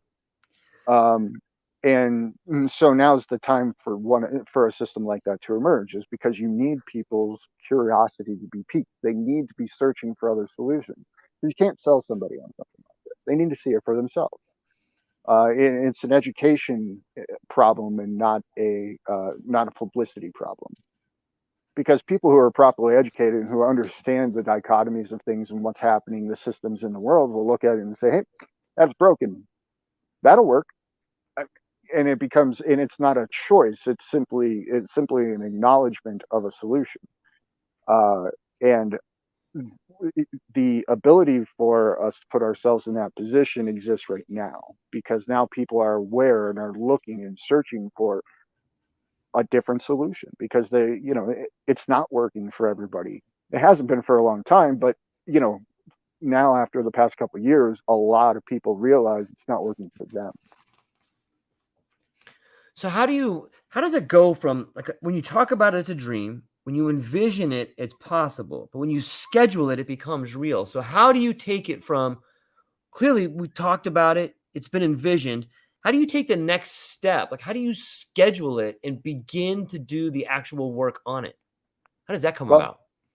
I've kind of taken the first steps in that. First, you register it as a nonprofit business. You create an infrastructure around that, and then you start to bring it to the world and you test that idea, and you refine that idea, and you get other people's opinions, like yourself and others, and you have these conversations, and we refine the idea together, because the whole point of this idea is it's not an individualistic thing. It's something that raises all ships, and raises all ships concurrently. It's not like somebody's sitting, on an island that's raising above the water, which is kind of how everything's structured these days, if you look at it from that metaphor. Uh, and so, to make it a reality is just to have these conversations, to hash out the really nuances of it, the internal infrastructure of it. What happens when A happens? What happens when B happens? What happens when C happens? How do we handle X? Once those are agreed upon, once we agree upon our terms, then we can foment something together that becomes, just like the United States was an experiment. It becomes Right. the Terra Libre experiment. Yeah. Yeah. It's a something that can be the most liberating thing possible. And it's so fascinating to me to think how something so liberating can only come from something so confining. Like the current system. Like, if I look at my life, like, there's a lot of things I love about it, but the system around me has become so constrictive. I got to work 18 hours a day to keep my head above water. And Mm-hmm. and it just seems like the harder you work, the more that gets taken from you. But it's Mm-hmm. only from this type of pressure can something new be born. And it's just a weird thing to think about. Like, and I do sometimes, it makes my mind spin like crazy, and it gets out of control. Like, Well, how can that as a be? so roll it back to all of our Okay. conversations. Yeah. Yeah. As above, so below, right? Right. All of these things move in waveforms. All of them are ebb and flows. All of them have peaks and troughs. All of these processes, all of these metaphors we speak about, all of the analogies, they're all a similar process, right? It's as above, so below. As we see these processes come into play, we see end results. We see the ebb and the flow of the river as it uh, transgresses over that's not the word, over the land, Traverses. traverses. Thank you. uh, we see the ebb and the flow in society, in all of the, even the trends that we see in society. We see Yeah. this dichotomy always at play. um, this is just an extrapolation of that dichotomy. It's the same principles being played out, just in different scales, in different times, in different regions. And we're in that state of transition. And I think, much to the book we were quoting before, the average is 250 years for an empire. We're, 250 years, folks. We're 4 years away Here we from it. are. It's, and it's an ebb and a flow. It's an ebb and a flow. You look at, even things on a grander scale, like the Sahara, for instance. It's a desert now, but 5,000 years ago, it was a lush paradise. The climate on this planet's an ebb and a flow. And yes, there are certain ways where you can impact ebbs and flows, but by and large, if you get into one of those too soon or too late, you're it's going to be detrimental, kind of like trading on the stock market. If you're buying at the top and selling at the bottom, probably not going to stick around too long, right? But if you can manage to see that ebb and flow and you're buying at the bottom and selling at the top, you're raking in all of the profits that you need to continue to expand that enterprise. I get scared there because, man, being really early looks a lot like being really wrong. You know what I mean? Dude. And I have been well, really and early a in lot of often times cases, and just left. yeah, in often cases it is too. Right? Just because Yeah. you're early doesn't mean you're right. It's true, man. It's Yeah, true. sometimes early is right, but there's a lot of times it's not. How many, how many MySpaces were there before MySpace? Yeah. I remember GeoCities was essentially MySpace before, in Tripod and all of these things. They were all those social media companies before they were social media companies, but they were just too early. They just didn't have the right technology, the right adoption. But all of a sudden, a MySpace rolls around and they're doing pretty good. Then you have a Facebook rolls around. It's the exact same damn thing, just Yeah. happened to be a little bit later in the cycle, and all of a sudden, Facebook wins the game. So It's it's like the not old always the quote. early wins it either. Just because you got it at the trough doesn't mean you're going to get it at the height. You know, so there's interesting dichotomy to pull away from all of the interactions and interplay between society and corporations and culture and constructs and how we interact with all of this and the interplay between all of those. Uh, but there seems to be a resounding overarching kind of premise, and it is as above, so below. We can observe these processes play out at smaller levels and then extract our perspective and look out and say, oh, it's playing out on this level. It's just, Yeah. a different scale of things. And so, you know, us having this conversation, for instance, is us going up that height of the communication flow, right? If we were wanted to have this conversation 20 years ago, it was impossible. Yeah. Yeah. I mean, yeah, we could do it on the phone, but we couldn't have it like this, broadcast it to numerous people, have interaction, answer questions. We couldn't do all of that. But now we can. And at the fraction of a cost of what it would cost us to try and envision it 20 years ago. It'd be millions of dollars to try to pull this off 20 years ago. And now it's, free if we did it the right way, Yeah, or a couple exactly. bucks a month, right? Right. Yeah. Yeah, it makes me think of the old maxim, the most powerful force in the world is an idea whose time has come. And That like is very you true. pointed out, like everyone's had these ideas. In fact, the idea is all, even right now, the winning idea is all around us and people are doing it. And it's not necessarily who gets there first. It's I don't think there's another, I guess you could say, where opportunity meets preparation, but I'm not even sure if that's the right, that says it all. I mean, there's something called luck or chemistry or some, there's factors that we may not thoroughly understand that create that secret ingredient. I would agree. I think there's a multitude of factors that go into it. Um, you know, and not the least of which is timing.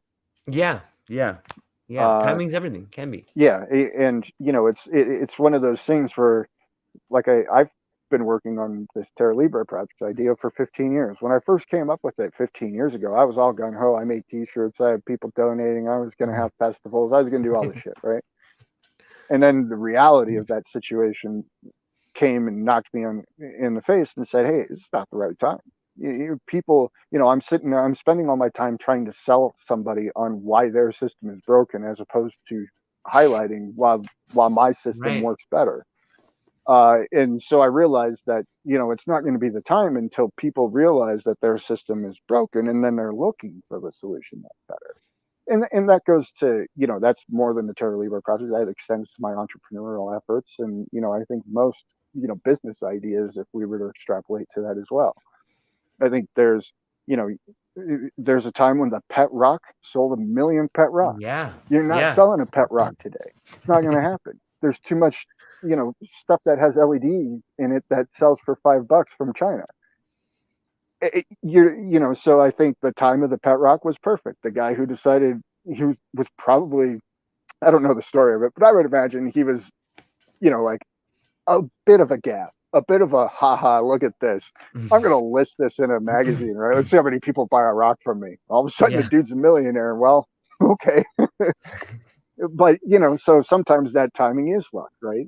Sometimes, Yeah. that timing does have components of other aspects of society. But so I think that recipe, while interesting, I bet you it's probably different over time. There's different weights to the ingredients, I would say. Yeah. It's a great point. I think that guy lived in Baja, California, and I think a lot of people ended up wanting to kill him for selling Oh, pet really? rocks. I think I read that. I could be misremembering that, but my daughter, we do a lot of crafting and stuff. Well, she did a lot of crafting, and so we were at like Home Depot or something. She's like, Dad, I want to get these rocks, and they were like the river rocks. You know what I mean? I'm like, what do you do with them? Hmm. She's like, I'm gonna paint faces on them. I'm like, all right, let's get them. Like, yeah, that one's been done. Yeah. So on the way home, I started telling her, I'm like, there was a guy that created the pet rock. She's like, a pet rock? Where's a pet rock? And so we looked it up, but I think I remember reading stories about that. Like, he became incredibly famous with his packaging, Hmm. and then, but I think that there were people that got so upset with him that they wanted to kill him. I should probably revisit that, but I could see it. It wouldn't surprise me though.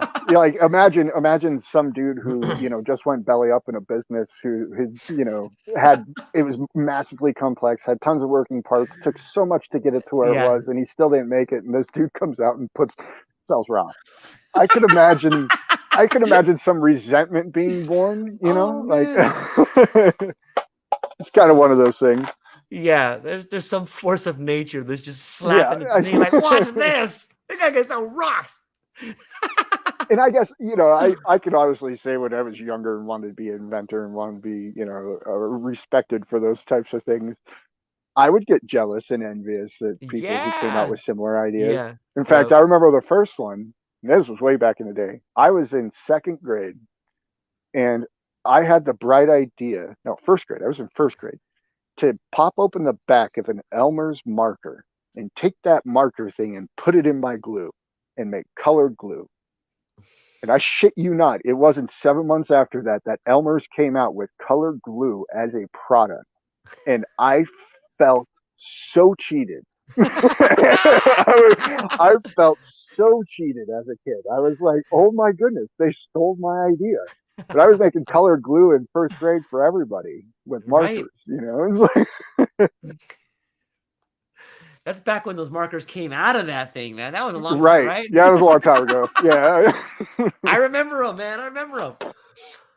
Man, it's so, and that just makes me think, like, it gets back to this concept that the information and the ideas are there for everybody to harness or see or use or borrow. And it's so odd how we feel the need to wrap chains around those ideas. Like, this is just mine now. Only I can have this. And how profitable that can be, and create the illusion, or maybe even it could definitely make your life easier if you can control an idea no one else can. That's kind of a weird thing to think about. It is.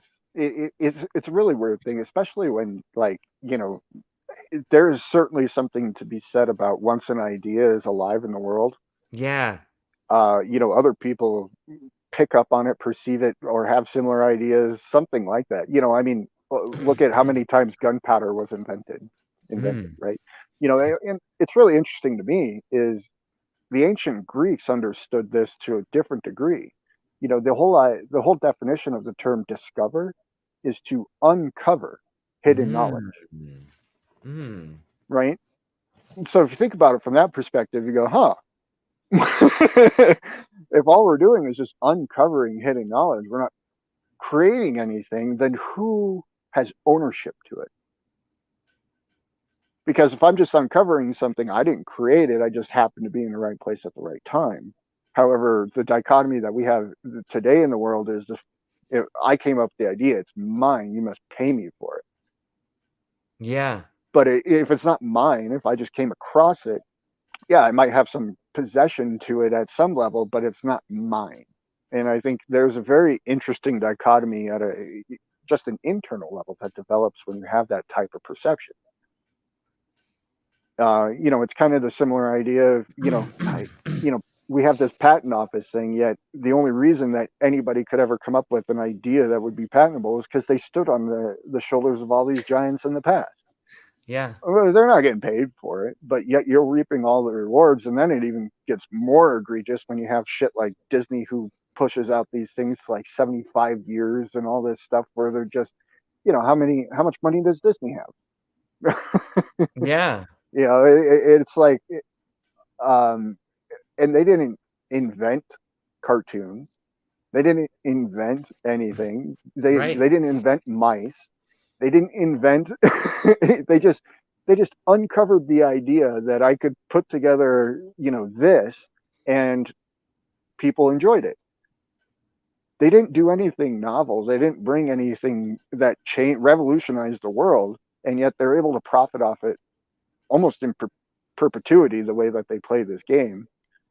Uh, where do we draw lines as a society on saying that, what's is that an acceptable behavior? Well, this gets us back to the point of, well, who's going to change the patent office at this point? These systems are so ingrained that, you can't, even if you were running for president and say, I'm getting rid of the patent office, everybody's going to spend all the money that has patents to make sure that you don't become president, because that's how they make their money. So, there's we're stuck in a lot of these institutionalized systems that we've incorporated into our greater system, and I think, it's one of those things. Again, it has to be to where people realize that this is the case before we can actually create some sort of parallel economy, parallel system that allows us to take the highlights, the good stuff of what we've learned, put it into the new experiment, and get rid of the parts that hold us back and drown us. Yeah.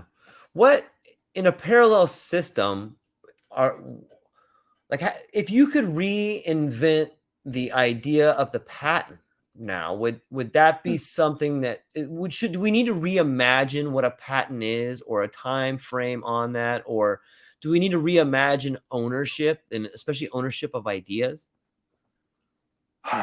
That's a big question. Yeah. And, I think the simple answer to that question is yes, we do need to reimagine that.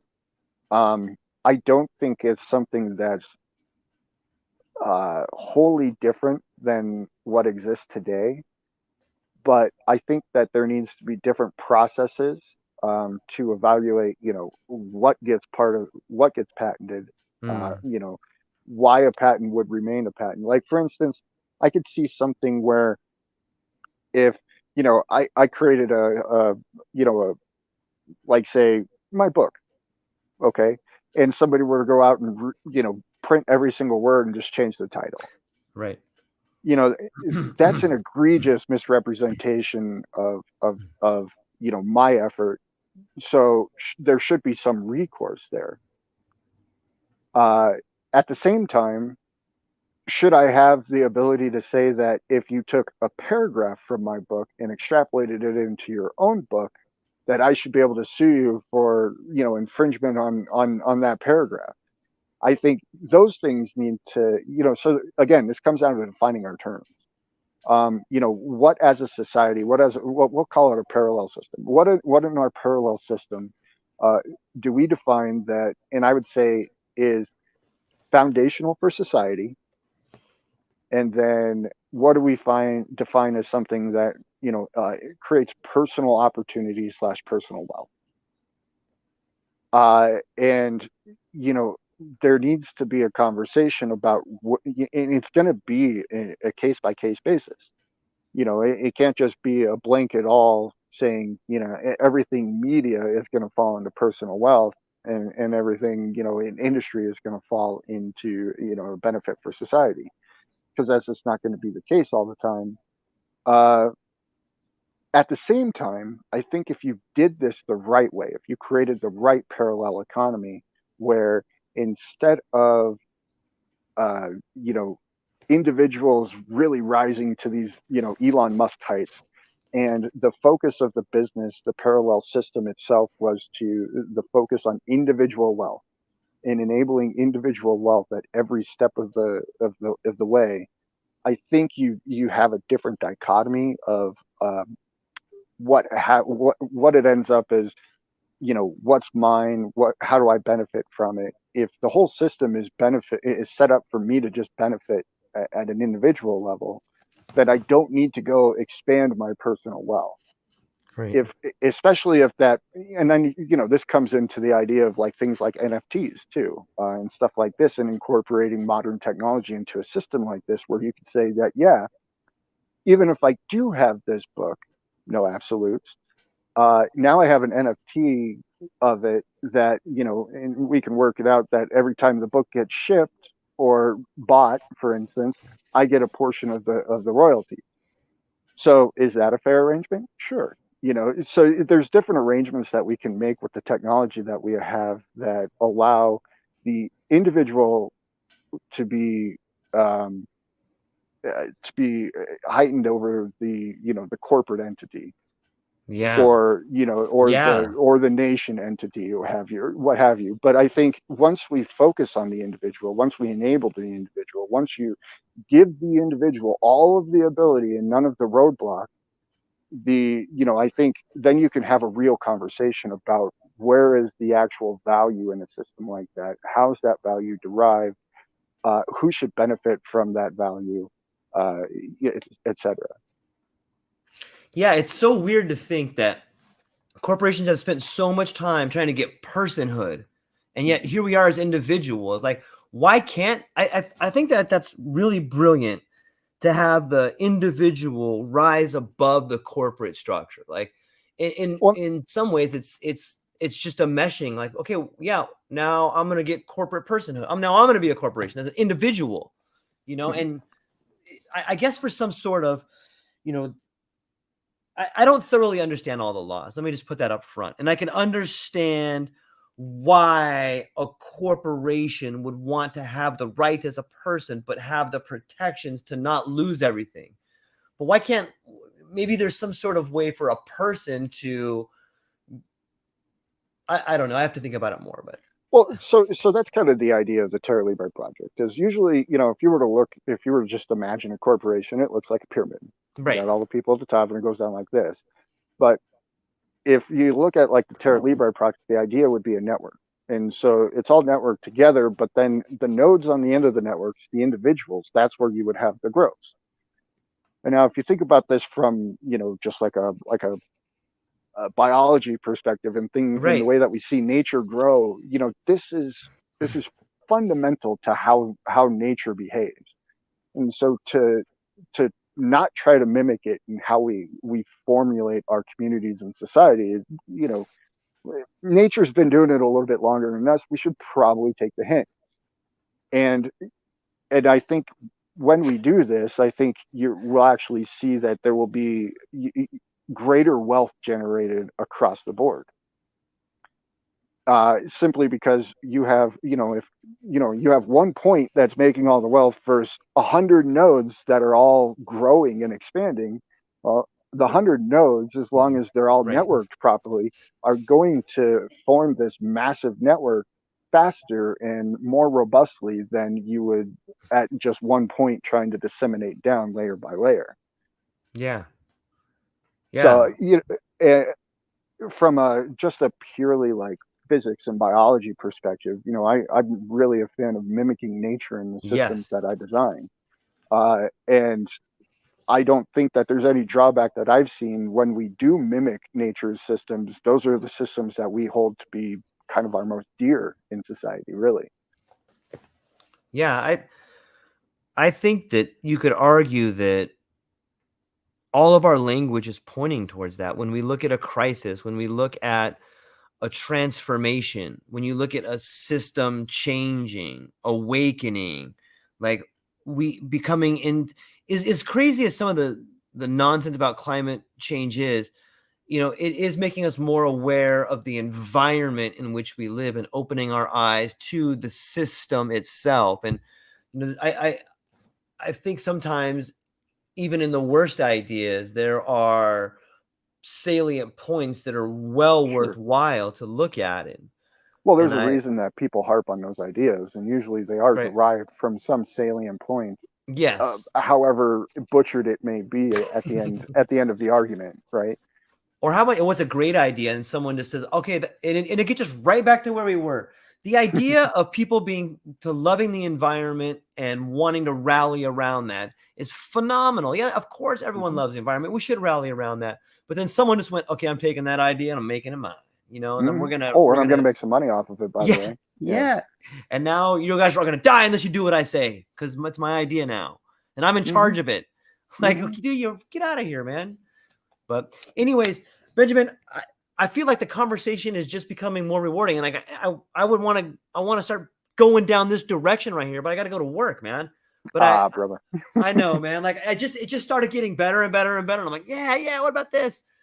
And so, yeah, maybe I think maybe Sunday I'm gonna try to rally up some other people. Maybe we can have even more dynamic conversation about what we're talking about now, and get some other points of view, that other nodes on the point. And I think it would help, man. So absolutely, I'll reach out to you here after this and get it all scheduled. But thank you so much for today.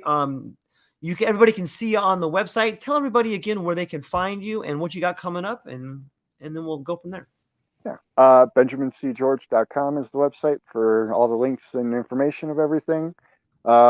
Stay tuned for No Absolutes podcast proper, coming probably towards the end of September with George as my first guest. Yes. And yeah, everybody have a wonderful rest of your week. All right, everybody. Thank you for spending time with us today. And thank you, John, for making some comments. And everybody else, I hope that you find this as rewarding as we do. And send us your ideas and thoughts, and we'll address them on here. And let us know if you want to join the podcast. That's all we got for today, ladies and gentlemen. Aloha. All right.